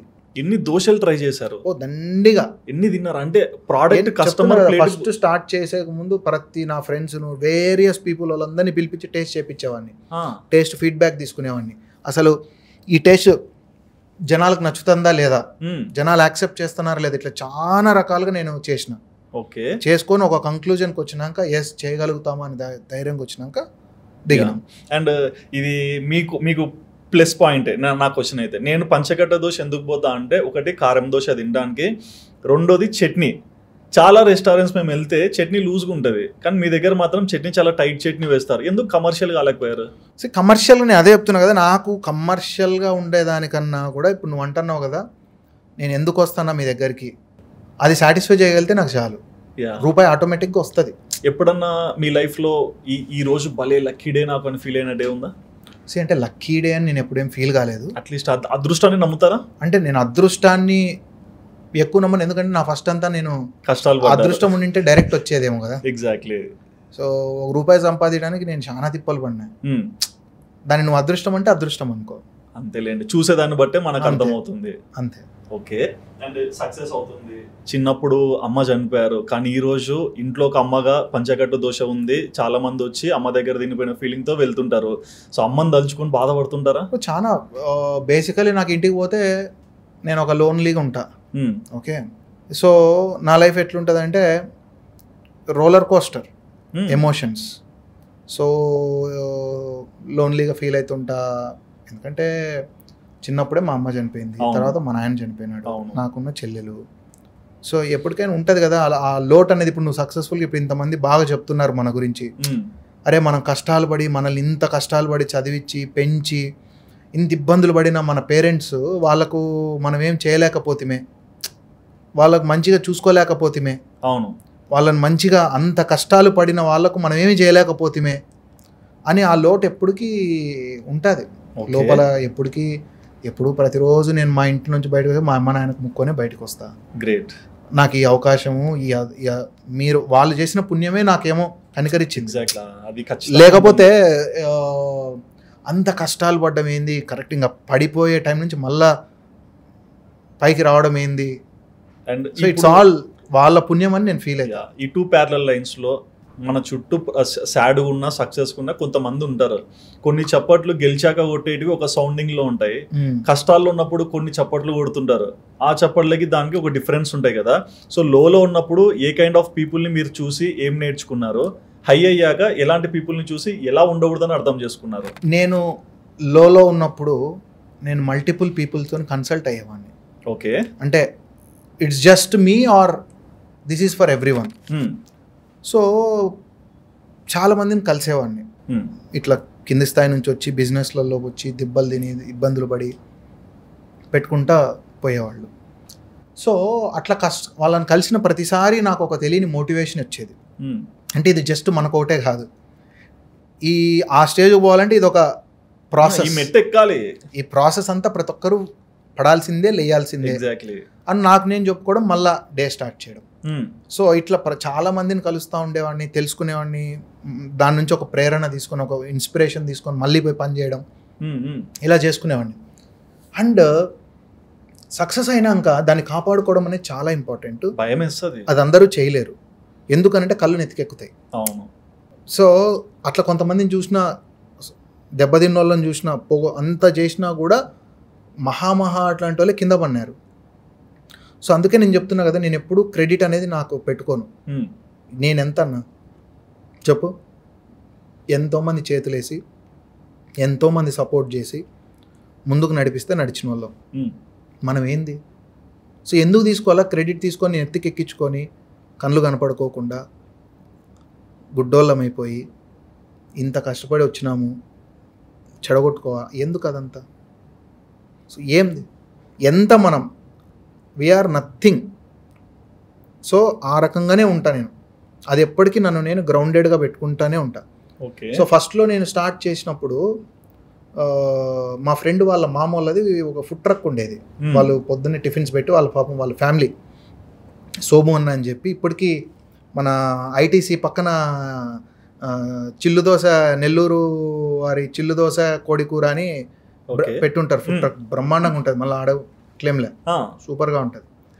ఆయన దగ్గరకు పోయేటోని ఫస్ట్లో, అన్న ఇట్లా పెట్టాలనుకుంటున్నా అన్న, బర్నీ ఎందుకు బర్నీ, మంచిగా ఉద్యోగం చేసుకుంటున్నావు, నీకెందుకు ఈ కష్టము, మేము చూడు నేను మీ అక్క రోజు పొద్దున్నే లేచిపోయి చేసుకుంటున్నాము, నీకెందుకు ఈ కష్టం అంటే, అన్న నా ఆలోచన ఇట్లా కాదు, నా ఆలోచన చాలా పెద్దగా చేయాలనే కోరికతో పెడతా ఉన్నా అంటే, అట్లా కాదు బర్నీ, ఇది కష్టం అంత ఈజీ కాదని చెప్పేటోళ్ళు. వాళ్ళు ఈరోజు వాళ్ళు మన అవుట్లెట్కి వస్తూ ఉంటారు, వచ్చి చాలా గర్వంగా ఫీల్ అవుతారు. బర్నీ నువ్వు డే 1లో వచ్చి నువ్వు నన్ను కలిసినప్పుడు అసలు నువ్వేనా ఈరోజు ఇన్ని బ్రాండ్స్, ఇన్ని అవుట్లెట్స్, ఇంత పెద్ద పేరు, అసలు పేరు. సో మన రాయలసీమ పేరుని ఇంత పైకి తీసుకొచ్చినావు, ఇంతమందికి తీసుకుపోయినావు ప్రజలలోకి, అసలు నువ్వేనా ఆ రోజు వచ్చింది అని చాలా గర్వంగా ఫీల్ అవుతామని చెప్తారు. సో అవన్నీ ఏంటంటే బ్లెస్సింగ్స్. సో నేను ఆ రకంగా చాలా అదృష్టవంతున్ననే చెప్తా. అంటే నేను ఎట్లా అర్థం చేసుకుంటున్నా అంటే, మీరు దేనికి గివ్ అప్ ఇవ్వరు అన్లెస్ అంటిల్ మీరు బిలీవ్ చేస్తే తప్ప. ఏముంది, మనం చేసుకుంటా పోవాలా, ఈ రోజు పని ఈ రోజు చేసుకుంటా, ఒక విజన్తో పని చేస్తున్నా, ఒక లాంగ్ టర్మ్ విజన్ పెట్టుకున్నా, ఆ లాంగ్ టర్మ్ విజన్తో పని చేస్తున్నా. అదే సమయంలో నా ఫ్యామిలీ మెంబర్స్ కానీ, మా కోర్ టీమ్ మెంబర్స్ కానీ ఆ విజన్ని బిలీవ్ చేస్తున్నారు. ఓకే. సో దాంట్లో ఎవరు విజన్ని బిలీవ్ చేయకపోయినా గొడవలు అవుతాయి, డిస్ప్యూట్స్ వస్తాయి, మనం కింద పడతాం, మిస్అండర్స్టాండింగ్ ఉంటాయి. సో ప్రతి ఒక్కరూ కూడా, మా బ్రదర్ కానీ, మా వదిన కానీ, మా బ్రదర్ ఇన్లా కానీ, మా సిస్టర్ కానీ, మా కజిన్స్ కానీ, లేదంటే నా స్టాఫ్, నా కోర్ టీము, అందరూ కూడా వాట్ ఎవర్ ఒక డైరెక్షన్ ఇచ్చినాను అని అంటే దాన్ని బిలీవ్ చేసి అదే డైరెక్షన్లో వెళ్తారు. అండ్ వాళ్ళు చెప్పేది ప్రతి ఒక్కటి కూడా నేను వింటా. ఓకే. ఏదైనా తప్పులు ఉండొచ్చు, so it's all collective decisions తీసుకుంటాం. సో ఏదైనా ఏదైనా డెసిషన్ తీసుకోవాలంటే అందరం కూర్చొని చర్చించి ఏది మంచిది, ఏది చెడ్డది, మన విజన్ డీవియేట్ కాకూడదు. అవును, మన విజన్ అనేది డీవియేట్ కాకూడదు. ఆ విజన్కి అలైన్ చేస్తూ, దాన్ని స్ట్రెంగ్తన్ చేస్తూ, ప్రతి ఒక్కటి మనం కన్సిడర్ చేసుకొని మనం ముందుకు తీసుకుపోతూ ఉంటాం. అండ్ బిజినెస్ సక్సెస్ అయ్యాక నాకు తెలిసి మార్కెట్లో కొంతమంది బిగ్ ప్లేయర్స్ ఉంటారు, బాగా సెటిల్ అయ్యి సంపాదించుకొని ఏదో ఒకటి చేయాలనే తపనతో, అట్లాంటి వాళ్ళు పిలిచి మీతో మాట్లాడుతుంటారు కదా, ఎలా చేసావు, ఎలా తెచ్చుకొచ్చావు, మాకేమన్నా సపోర్ట్ చేయి, మేము ఇన్వెస్ట్ చేస్తామని. బట్ ఎందుకు ప్రతిది కూడా మీ ఓన్గానే ఉన్నాయి బ్రాంచెస్? ఎందుకంటే నాకు ఎక్కువ మందిని అట్లాంటి వాళ్ళు కానీ ఇంకోరు కానీ వచ్చినారంటే they don't understand my vision. ఇక్కడ నేను చెప్తున్నా నాకు రూపాయి అనేది పెద్ద ప్రామాణికం కాదని, వాళ్ళకి అది ఉండదు. వాళ్ళు డబ్బులు పెట్టినప్పుడు వాళ్ళు ఏం ఆలోచిస్తారు, ఒక రూపాయి కూడా ఎందుకు తగ్గించుకోవాలా, ఇది తగ్గించేస్తే ఇంత రేటు, 150 రూపాయలు పెట్టి కొంటున్నావు, నీకు మార్కెట్లో 120 కూడా దొరుకుతున్నాయి కదా, అది వేస్తే 30 రూపాయలు మిగిలిందంటే నీకు మంత్లీ ప్రాఫిట్ షీట్లో ఇంత పెరుగుతుంది కదా అనే ఆలోచన వాళ్ళకు ఉంటుంది. బిజినెస్ పీపుల్కి ఎప్పుడు అట్లనే ఉంటుంది. సో అట్లాంటప్పుడు వాళ్ళు నా విజన్ అర్థం చేసుకోలేరు, కష్టం అదే, నా ఎమోషన్ అర్థం చేసుకోలేరు. సో నాకు రూపాయి తగ్గిన బాధ లేదు భయ్య, నాకు ఎందుకంటే ఈరోజు I'm living a very happy life, కలలో కూడా అనుకోలేదు. ఓకే, ఇంక అంతకంటే ఏం కావాలా, ఎందుకు కకృతి, ఎందుకు గ్రీడ్, ఎందుకు, నిజాయితీగా చేయి, ప్రజలే నీకు ఇస్తారు. అవును, ప్రజలే నిన్ను నడిపిస్తారు, నువ్వు నిజాయితీగా తీసుకోపో. అది వాళ్ళకి అర్థం కాదు. అందుకే నేను ఎక్కువ ఎవరిని ఇన్వాల్వ్ చేయను, ఎందుకంటే వాళ్ళకి అర్థం కాదు, వాళ్ళు అవసరం లేదు. మోర్ ఓవర్ లెస్ నాకు అవసరం లేదు. ఫస్ట్ ఆఫ్ ఆల్ నాకు అవసరం లేదు. We're doing good. బిజినెస్లో వచ్చిన డబ్బులు మళ్ళీ బిజినెస్లోనే ఇన్వెస్ట్ చేస్తాము. ఓకే, మొత్తం అంతే. బిజినెస్లో వచ్చింది ఒక అవుట్లెట్ నాకు 2 అవుట్లెట్ని ఇచ్చింది, 2 అవుట్లెట్లు 3 అవుట్లెట్ని ఇచ్చినాయి. అట్లా ఒక్కొక్కటి నాకు అవుట్లెట్ల నుంచి నాకు కొత్త అవుట్లెట్లకు డబ్బులు ఇచ్చుకుంటూ వచ్చినాయి. కొన్నిసార్లు లైక్ ఇలాంటి డబ్బు ఉన్న వాళ్ళే కొంతమంది మొత్తం మేము కొనేస్తాము, ఒక అమౌంట్ చెప్పు, ఇట్లాంటివి వచ్చినాయి. నాకు అవసరం లేదు, నేను ఏం చేస్తాను. ఆఫర్స్ వచ్చాయా? కుప్పలకు వచ్చినాయి. ఎంత వరకు వచ్చాయన్న? అంటే రేట్ దగ్గర నాకు ఒక 40 to 50 crores ఆఫర్ చేసినారు. సో 40 to 50 crores ఆఫర్ చేసి, but you have to be part of this, నువ్వే నడపాలి. ఓకే, దాంట్లో పర్సంటేజ్ మీకు నువ్వే నడపాలి. సో నువ్వు ఇంత డబ్బుల్ని నువ్వు విత్డ్రా చేసుకోవచ్చు, ఇంత డబ్బుల్ని మళ్ళీ బిజినెస్లో ఇన్వెస్ట్ చేయి. ఇట్లా ఆఫర్లు వచ్చినాయి, కానీ ఐ డోంట్ బిలీవ్ ఇది అవ్వదు ఇట్లా. అండ్ మీ లైఫ్లో ఏ డెసిషన్ తీసుకున్నా అది మీ ఒక్క ఇండివిజువల్గా తీసుకుంటారా, లేకుంటే మీతోటి ఉన్న వాళ్ళందరితో మాట్లాడి తీసుకుంటారా? అంటే బిజినెస్ వరకు వచ్చే వరకు నేను ఇందాక చెప్పినా కదా, వీళ్ళందరితోనే డిస్కస్ చేస్తా. ఓకే, అండ్ ఏది మంచిది ఫస్ట్ చెప్తాను. ఇది మన ఒక విజన్, డైరెక్షన్ ఇస్తాం, దాని మీద అందరూ ఇన్పుట్స్ చెప్తారు, మేము ఒక కలెక్టివ్గా ఒక డెసిషన్ తీసుకుంటాం. ఓకే, ఈ coming to online orders, Swiggy, Zomato, కొన్నిసార్లు మాకు కనిపిస్తుంటుంది జొమాటోలో ఒక 10 రూపాయలు ఎక్కువ పెట్టి కూపన్ ఇచ్చి మళ్ళీ 10 రూపాయలు తగ్గించి పంపిస్తుంటాడు. ఎవరన్నా వచ్చి జొమాటోలో కొంచెం ఎక్కువ ఉంది, ఈయనే తక్కువ ఉంది, ఇట్లా కంపారిజన్ చెప్పేవాళ్ళ? ఉంటాయి అవన్నీ, ఎందుకంటే జొమాటో అనేది మా చేతుల్లో ఉండదు. యా, సో మాదొక ప్రైజింగ్ ఉంటుంది, వాడు దాని మీద 30% ప్రైజింగ్ వాళ్ళది ఉంటుంది. అవును. సో అది మా చేతుల్లో ఉండదు. దానివల్ల ఎఫెక్ట్ అవుతుందేమో, ప్రైస్ ఎక్కువ ఉంటే ఎఫెక్ట్ ఏమవుతుంది. Okay, it's all customers convenience. And ఈ క్వశ్చన్ పంచగట్ట గురించి అయితే కాదు, బట్ నేను వింటుంటా మా ఫ్రెండ్స్ కొంతమంది ఊర్లలో రెస్టారెంట్ తెచ్చినా కొంతమంది వస్తారంట, మా ఆయిల్ తీసుకోండి, మీకు ఇంత డిస్కౌంట్ ఇస్తాము, మీకు ఇంత మార్జిన్ వస్తుంది, మీరు కూడా బయట మార్కెట్లో ఎవరు తెలియదు కదా, ఇన్సైడ్ కిచెన్ ఇట్లా జరుగుతుంది అనేసి. అట్లాంటివి వస్తుంటాయా మీకు? నేను రానిను అసలు. ఫస్ట్ ఆఫ్ రానియరు. నేను వెండర్లను మార్చను. నేను వెండర్లను వాడు నేను 1000 రూపాయలకి కొంటే వాడు నాకు 100 రూపాయలకి అంతకంటే మంచి క్వాలిటీ ఇస్తాను కూడా నేను తీసుకోను అసలు. No chance. Okay, zero. ఎందుకంటే మమ్మల్ని నమ్మి ఇంతమంది మా దగ్గర వచ్చి తింటా ఉన్నారు. సో మా వెండర్లను కూడా నేను అంత నమ్ముతాను. వాళ్ళు కూడా కరెక్ట్ పేమెంట్స్ కరెక్ట్ టైంలో ఇస్తాం. ₹1 లాభం ఉన్నా మేమేం వాళ్ళకి ₹1 లాభం ఉండాలని ఆలోచిస్తాం. ఓకే, అండ్ ఇంతకు అంటే మీ కష్టాన్ని మీ వరకు తెలుసు, జనాలకు కూడా అర్థమైపోయింది, కానీ ఆర్టికల్స్ వచ్చి అవార్డ్స్ కూడా ఇట్లాంటివి వస్తుంటాయి కదా, సో ఆ టైంలో ఎలా ఫీల్ అవుతుంటారు? నేను అదే చెప్తున్నా, హ్యాపీ ఫీల్ అవుతాను, బట్ అది నెత్తికి ఎక్కించుకోను అస్సలు. ఆ అవార్డు వచ్చిందా తీసుకొని ఆఫీస్లో పెట్టినామా మళ్ళీ మన పని మందే, అంతే అంతే. సో ఒక డేలో మీ యాక్టివిటీ ఎట్లుంటుంది? ఏ టైంకి లేస్తారో, ఏ వర్క్ స్టార్ట్ చేస్తారు? నేను మార్నింగ్ 7:30-8కి అట్లా డే స్టార్ట్ అవుతుంది నాది. ఓకే, అవుట్లెట్కి వెళ్ళే వరకు 9-9:30 అట్లా అవుతుంది. 10 కూడా కావచ్చు ఒకసారి. అవుట్లెట్స్ అన్నీ చూసుకుంటాను. ఎక్కడికక్కడ టీమ్స్, ఎక్కడికక్కడ సిస్టము ఇవి నడిచిపోతాయి. మా బ్రదర్ పొద్దున్నే వెళ్ళిపోతాడు. ఓకే, ఏ టైంకి వెళ్తారు? ఆయన 7 o'clockకి వెళ్ళిపోతాడు అవుట్లెట్స్కి. ఈ అవుట్లెట్ రెడీ చేసేదానికి ఒక 2-3 hours అడ్వాన్స్ ఉండరా? మా కిచెన్ పొద్దున 3 గంటలకు స్టార్ట్ అవుతుంది. 3కి 3 o'clockకి స్టార్ట్ అవుతుంది. 3 o'clock నుంచి మెల్లగా ఒక్కొక్కరి డిపార్ట్మెంట్ టైమింగ్స్ ఉంటాయి. ఆ డిపార్ట్మెంట్ వాళ్ళు వచ్చి ఆ డిపార్ట్మెంట్ పని చేసుకొని పోతుంటారు. ఓకే, సో అట్లా ఒక సిస్టమ్ సెట్ చేసుకున్నాం. అండ్ ఒక రోజులో ఎన్ని దోశలు అమ్మారు ఎక్కువ? అంటే సమ్వేర్ అరౌండ్ ఈచ్ అవుట్లెట్ చూసుకుంటే ఒక రోజుకు వీక్ డే అయితే ఒక 1500 నుంచి 2000 దోశలు వీక్ డే ఒక అవుట్లెట్. వీకెండ్స్ అయితే 3000-3500 దోశలు కూడా పోతాయి. అంటే నువ్వు 4 అవుట్లెట్లు తీసుకుంటే నువ్వు 3000-4000 దోశలు పోతాయి per day each outlet weekends రోజు. అంటే నీ దగ్గరగా ఒక 15,000 దోశలు పోతాయి ఒక రోజుకి. 15,000 దోశలు 14 నుంచి 13,000 నుంచి 15,000 రేంజ్లో డిపెండ్స్. సో ఎవరన్నా ఒక రెస్టారెంట్ తెచ్చాలనుకున్నా, ఎవరన్నా ఒక కుర్రాడు మీలాగే ఊరికి వచ్చి ఆ స్పార్క్ చెప్పులు వేసుకొని తిరుక్కుంటా లైఫ్ బిగించాలంటే ఏ కైండ్ ఆఫ్ సజెషన్ ఇస్తారు? అప్పుడు అంటే ఒక రకంగా ఉంది, ఇప్పుడు ఇంకొక రకంగా ఉంది సొసైటీ. సో మీరేం చెప్తారు? సో నేనేం చెప్తానంటే, ఫస్ట్ ఉన్నదంతా పెట్టి రిస్క్ చేయకూడదంట. మన లైఫ్ తలకిందులు అయ్యేటటువంటి రిస్క్ చేయకూడదంట. ఓకే, కలెక్టివ్గా ఆలోచన తీసుకొని క్యాల్కులేటివ్ రిస్క్ తీసుకోవాలి. అంటే ఇది ఏదన్నా అటు ఇటు అయినా కూడా మన జీవితం తలకిందులు కాకూడదు. నేను ఆ తప్పు చేసినా కాబట్టి అది ఒకవేళ అటు అయ్యింటే నా పరిస్థితి ఏంటో నాకు తెలుసు ఖచ్చితంగా. ఈ పక్కకు వచ్చి దేవుని దయతో ఈ పక్కన పడ్డాం కాబట్టి మనకు ఇబ్బంది లేదు. ఒకవేళ అటు అయ్యింటే నా పరిస్థితి ఏందనేది నేను నీకు చెప్పలేను, కానీ అది నా పరిస్థితి. అర్థమవుతుంది. సో అట్లాంటి రిస్క్ పెట్టుకోకూడదు అంట. ఓకే, ఫస్ట్ క్యాలిక్యులేటివ్ రిస్క్ తీసుకోవాలి, ధైర్యంగా ముందుకు పోవాలా, ఫస్ట్ సబ్జెక్ట్ నేర్చుకోవాలి. ఎవరినో చూసి వాడికి ఏదో జరుగుతుంది మనకు కూడా జరిగిపోతుందని కాదు. టు బీ ఆనెస్ట్గా లోతుగా తెలుసుకొని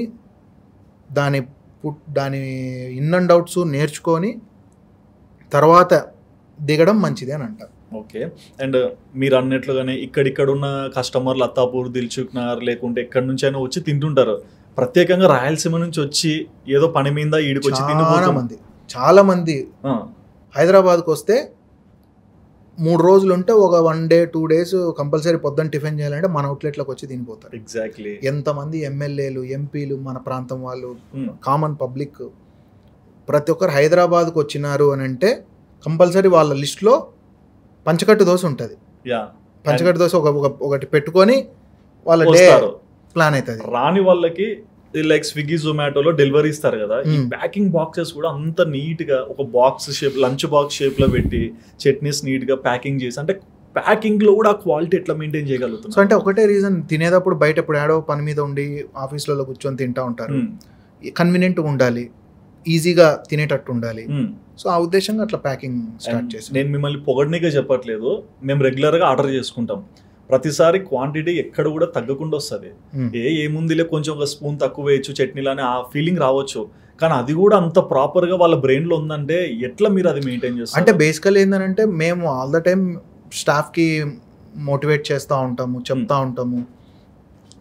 కొంత ఎక్కువే పడాలి కానీ తక్కువ పడకూడదు. ఓకే. అయినా కూడా వస్తూ ఉంటాయి కంప్లైంట్స్, తక్కువైంది, ఇది తక్కువ ఉంది, అది తక్కువ ఉంది అని. It's all part of the business. But ఏదున్నా కూడా పాజిటివ్గా తీసుకొని ముందుకు వెళ్తూ ఉంటాం. ఓకే. One final question. ఒకప్పుడు కౌంటర్ స్టార్ట్ చేసినప్పుడు 5,000 జరిగింది. సో హైయెస్ట్ కౌంటర్ ఎంత? హైయెస్ట్ కౌంటర్ అనేది నేను చెప్పను కానీ ఓవరాల్గా ఒక్క రోజుది చెప్పండి. ఏదో ఏ రోజు అది ఏ ఇయర్లోనే ఉండొచ్చులేండి, ఒక్క రోజు చెప్పండి. నేను ఇయర్ కూడా అడగను. ఒకసారి 3.5 లక్ష కౌంటర్ అయింది. 3.5 లక్ష ఒక అవుట్లెట్, మాదాపూర్ అవుట్లెట్. కానీ ఒక్కసారి అంతే. మీ సిచ్యువేషన్ ఏంటి ఆ రోజు? నేను చెప్పినా కదా ఆ పాయింట్, అప్పుడు ఇంకా నాకు అది దాన్ని దాటిపోయి మైండ్ సెట్ మొత్తం మారిపోయింది. అంటే ఇక్కడ 80 అన్ని యాడ్ చేసుకుంటే 3.5 లక్ష. ఇక్కడ స్టాఫ్ ఉన్నారు, క్వాంటిటీ తెచ్చుకోవాలి, ఎంత చేయాలి, బ్యాటర్, దోశస్ ఇవన్నీ తెచ్చుకోవాలి కదా.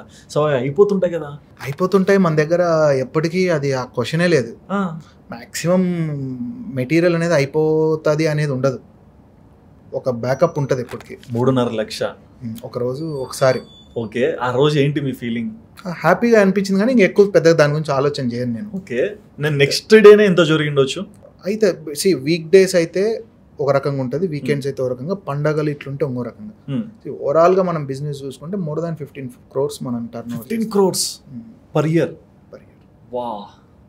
ఈ కుర్రాడు ఎంతతో స్టార్ట్ చేశాడు ఫుడ్ ట్రక్? సో మనం స్టార్ట్ చేసినప్పుడు మన సేల్ 5,000 నుంచి 15 కోట్లు టర్నోవర్ అవుతుంది ఈరోజు. But still ground to earth. ఈ ఎట్లా అసలు? అంటే బేసిక్గా సైకిల్ ఉన్నవాడు స్కూటీ తీసుకుంటేనే నేను స్కూటీ ఉన్నది చూడని అంటారు, బట్ ఆ ఈగోయిస్టిక్ ఫీలింగే క్రియేట్ కాలేదు. ఎందుకంటే అది వచ్చిందంటే వీఆర్ డన్. ఓకే. ఆ మైండ్ సెట్లో కనుక మనకు అది వచ్చిందంటే అది మనల్ని చంపేస్తుంది. అమ్మతో ఎప్పుడన్నా మాట్లాడిన అనుభవాలు గుర్తున్నాయా? ఉంటాయి, చాలా తక్కువ. ఏదన్నా ఒక మంచి మాట అమ్మ నుంచి మీరు గుర్తుపెట్టుకుంది ఈ రోజు వరకు? అంటే బేసికలీ మా అమ్మ ఎప్పుడు చెప్పేది ఏంటంటే కష్టపడాలి, మా అమ్మ చాలా కష్టపడాలని ఎప్పుడు చెప్పేది. సెకండ్ ఏంటంటే ఈజీ డబ్బులకి ఎప్పుడు అలవాటు పడకూడదు అని చెప్పేది. ఎగ్జాక్ట్లీ. నేను చిన్నప్పుడు గ్రీటింగ్స్ బాగా ఆడేటోని. గ్రీటింగ్ ఊర్లలో తెలుసులేండి. గ్రీటింగ్స్ ఆడి మా ఇంట్లో అటక ఉండేది, టార్గెట్ పెట్టుకొని ఆడేటోని. అటక నింపల్లా అని, గోళీలు కానీ ఇట్లా. అంటే గ్రీడ్ అనమాట దాంట్లో. అంటే మనం ఆడి తెచ్చేయాలి, గెలవాలి. మా అమ్మ ఎప్పుడు చెప్పేది, నువ్వు ఇప్పుడే ఈ వయసులోనే నువ్వు ఇంత ఇది అవుతున్నావు, రేపొద్దు నువ్వు ఇది టర్న్ అయ్యి ఇస్పెటాకులు ఇట్లాంటి దాంట్లోకి ఏమైనా పడతావేమో, ఓకే, భయం ఉంది నాకు, చాలా జాగ్రత్తగా ఉండాలా, నువ్వు అసలు అట్లాంటి దాంట్లోకి పోకూడదు అని. సో మా అమ్మ అన్నట్టుగానే అసలు నేను ఎప్పుడు ఈజీ మనీ అనే దానికి గ్యాంబ్లింగ్లు కానీ ఇంకోటి కానీ నా కష్టం లేని రూపాయి నాకు వద్దు. ఓకే. సింపుల్, నా కష్టం లేని రూపాయి నేను తీసుకోను. అండ్ నాన్న నుంచి మీకు బాగా గుర్తొచ్చే మాట? మా నాయన నన్ను ఎప్పుడు తిడతాడు, ఫస్ట్ కామన్, కొడతారు, తిడతారు, ఇవి అవుతుంది. మా నాయన తిడతా అంటాడు కానీ మా నాయన ఎప్పుడు నాకు సపోర్టివ్గా. మా నాయన నన్ను ప్రేమించినంతగా నన్ను ఈ ప్రపంచంలో ఎవరు ప్రేమించరేమో. మా ఆయన అంత పిచ్చిగా ప్రేమించేటోడు నన్ను, అంత నమ్మేవాళ్ళు కూడా, అంత ఇష్టం. ఇప్పుడు నేను ఇట్లా అన్నం తింటే ఇట్లా చూస్తా కూర్చునేటోడు మా నాయన నన్ను, అంత మ్యాడ్ లవ్ మా నాయనకు. సో మా నాయన ఎప్పుడు ఏంటంటే మా నాయన ఎప్పుడు కాన్ఫిడెంట్గా ఉండేటోడు, వీడు ఏదో రోజు ఏదో చేస్తాడు వీడు బాగా. ఎందుకంటే నా చిన్నప్పటి నుంచి నాకు 18 ఏళ్ళ వయసు నుంచి మా కుటుంబాన్ని నేనే నడుపుకుంటున్నా. 18 ఏళ్ళ వయసు నుంచి? నేను అప్పుడు నా స్టూడెంట్స్ను ఇంజనీరింగ్ చదివే టైంలోనే మా ఊర్లలో ఉండే ఇంజనీరింగ్ కాలేజీల అన్నిటికీ స్టూడెంట్స్ అడ్మిషన్స్ చేయించేటోని. ఓకే. సమ్మర్ హాలిడేస్ వస్తాయి కదా, అవునులేండి. ఆ సమ్మర్ హాలిడేస్లో వాళ్ళను స్టూడెంట్స్ని జాయిన్ చేయించేసి ఆ హాలిడేస్లో 2.5-3 లక్షలు సంపాదించుకునేవాడిని అప్పట్లో.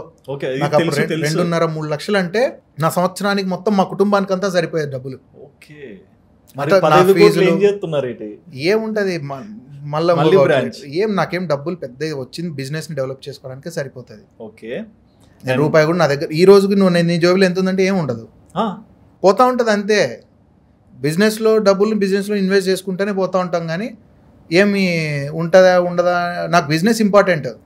ఇది ఎట్లా అనిపిస్తుంటాను అంటే ఒకప్పుడు డబ్బులు పెట్టండి ఇట్లా తీస్తేనే డబ్బులు కనిపించేటివి, ఇప్పుడు అంతా స్కానర్ ఫోన్ పేలు అయిపోతుంటాయి. అవి డబ్బులు ఉన్నాయా లేవా అనే ఆలోచన నేను అసలు దాని గురించి పట్టించుకోను. మా బ్రదర్ చూసుకుంటాడు అకౌంటింగ్, డబ్బులు ఇదంతా మా అన్న చూసుకుంటాడు. నేను పెద్ద పట్టించుకోను ఎంత అవుతుంది ఏందని. సరే, ఎప్పుడైనా ఏదైనా డెసిషన్ తీసుకోవాలంటే ఫస్ట్ ఆ రిపోర్ట్స్ అనేది చూస్తా, రిపోర్ట్స్ అనేది తీసి దాన్ని అనలైజ్ చేసుకుంటా. అంతవరకు తప్పితే ఈరోజు ఎంత ఏంటి ఎంత ఉంది ఏమి ఈ రోజు అసలు ఏమి షేర్ మార్కెట్ మ్యూచువల్ ఫండ్స్ నాకు మనసులో అదేం ఉండదు. ఓకే. అండ్ ఈ తాడిపత్రి కుర్రాడు ఊరికి వెళ్ళినప్పుడు ఊరి పేరు నిలబడింది, ఊరి పేరుకి ఒక బ్రాండ్ తీసుకొచ్చాడు పంచకట్టు దోశ అని. మరి ఊర్లో ఉన్న జనాలు ఇంటికాడికి వచ్చి ఇలాంటి మాటలతో మీకు చాలా అందరూ చాలా బాగా అడ్మైర్ చేస్తున్నారు. They are very happy that మనం ఈరోజు ఈ స్థాయికి వచ్చినాం అనేది. సో మా ఎమ్మెల్యేలు కానీ ఎక్స్ఎమ్మెల్యేలు కానీ ఆ ఏరియాలో ఉండే పెద్ద పెద్ద బిజినెస్ పీపుల్ కానీ వీళ్ళందరూ కూడా బాగా అప్రిషియేట్ చేస్తారు. హైదరాబాద్కి వస్తే ఖచ్చితంగా మన అవుట్లెట్కి వచ్చి తినిపోతారు. ఓకే, వాళ్ళు ఎక్కడైనా ఏదున్నా మనకు అది I feel very happy. Okay. Ministers దగ్గర నుంచి ఎంఎల్ఏస్, ఎంపీస్, పెద్ద పెద్ద బిజినెస్ పీపుల్, పెద్ద పెద్ద యాక్టర్స్ వీళ్ళు. ఓకే. ఊరు దగ్గర నాన్న ఫ్రెండ్స్ అందరూ చెప్తున్నా, మా ఊరు మా పల్లె అంతా చాలా గర్వంగా ఫీల్ అవుతుంది. గ్రేట్. మా ఊరు పిల్లోడు మా ఊరు పేరు నిలబెడుతున్నాడు, నిలబెడుతున్నాడు ఏంటి అట్లా చాలా హ్యాపీగా ఫీల్ అవుతారు. ఊరికి ఎప్పుడు పోయినా చాలా బాగా మంచిగా చెప్తారు. నేను ఎప్పుడు హంబుల్గా ఉండేవాడిని, గర్వంగా పోయేటోని కాదు, కాబట్టి వాళ్ళు చాలా బాగా అప్రిషియేట్ చేస్తారు. అదే నేను గర్వంగా కళ్ళు నెత్తికెక్కి ఉంటే వాళ్ళు పట్టించుకోరు ఎవరు. నాకైతే నేను ఎన్నో ఇంటర్వ్యూలు చేసిన, బట్ ఒక పర్సన్ మెంటాలిటీ ఇంత డిసిప్లిన్ ఉండడం మిమ్మల్ని చూసా. Thank you. పోడితే కొంచెం అన్నా ఫీల్ అవుతారు, లేదా కొంచెం అన్నా లో అయ్యే వాళ్ళు ఉంటారు మాటలు బట్టి, but you're very disciplined. Thank you. నేను చెప్పేవాడిని కాదేమో, బట్ నేను ఒక కస్టమర్గా చెప్తున్నా, పంచకట్టు ఓనర్ ఈస్ డిసిప్లైన్డ్, రాసుకోండి.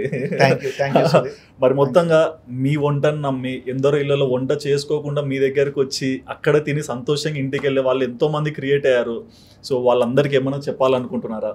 సో బేసికల్లీ ఇన్ని రోజులు ఒక నమ్మకంగా పంచకట్టు దోశకు మీరు వెనకాల నిలబడినారు, నడిపించినారు. సో ఆ నమ్మకాన్ని ఇంకా నిలబెట్టుకుంటూ ఇంకా ముందుకు తీసుకుపోతాను ఖచ్చితంగా. టేస్ట్ కానీ క్వాలిటీ కానీ హైజీన్ ఈ మధ్యకాలంలో చూస్తూ ఉన్నాం, రెస్టారెంట్స్లలో జరుగుతూ ఉన్న ఇవన్నీ కూడా న్యూస్లో చూస్తూ ఉన్నాం.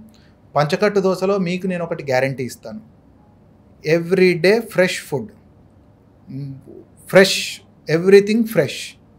మీరు ఇంట్లో ఎట్లయితే చేసుకుంటారో ఆ రకంగా అంత నిజాయితీగా జాగ్రత్తగా హైజీన్ కండిషన్స్లో మన దగ్గర ఫుడ్ ప్రిపేర్ చేస్తాం.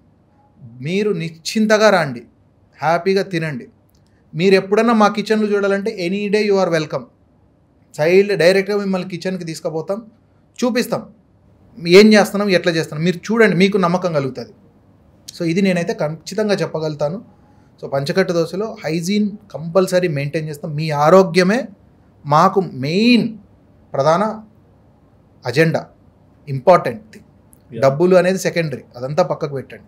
ఫస్ట్ మీరు మంచి హెల్దీ అండ్ టేస్టీ క్వాలిటీ ఫుడ్ని అందించాలనేది మా ముఖ్య ఉద్దేశం, మా గోల్ కూడా అదే, మా ఎయిమ్ కూడా అదే. సో డెఫినెట్లీ రండి, ఎంజాయ్ చేయండి. థ్యాంక్ యూ సో మచ్ అన్న. Thank you Sudheer. అన్న అట్లేదు, థ్యాంక్ యూ సో మచ్. చూసారు కదండి మన రాయలసీమ కుర్రాడు ఎక్కడి నుంచో వచ్చాడు అనుకున్నాము, బట్ వచ్చాక ఎలాంటి సౌండ్ చేశాడు, ఆ సౌండ్కి మనం ఎంత వైబ్రేట్ ఇచ్చామనేది కూడా మనకు తెలుస్తుంది కదా. మరి పంచకట్టు దోశ ఎలా స్టార్ట్ అయింది, ఆ వ్యక్తి బ్యాక్గ్రౌండ్ జర్నీ, ఎలాంటి సిచ్యువేషన్స్ నుంచి ఈ స్టేజ్ వరకు వచ్చారు, ఎంత ఎదిగినా సరే ఒదిగి ఉండాలని చెప్పడానికి ఒక చిన్న ఎగ్జాంపుల్. తల్లిదండ్రులు ఇప్పటికి కూడా గౌరవిస్తూ వాళ్ళని తలుచుకొని తన డేని స్టార్ట్ చేస్తున్నాడంటే ఇట్స్ రియల్లీ గ్రేట్ థింగ్. మరి ఈ ఇంటర్వ్యూలో మనకెంతో ఇష్టమైన వ్యక్తి నాగభరణ గారు చెప్పిన మాటలు విన్నాక మీకు ఏమనిపించిందో మీ హానెస్ట్ ఒపీనియన్ తప్పకుండా కమెంట్ సెక్షన్ లో మెన్షన్ చేయండి. And please do subscribe our channel Sudheer talks for more updates.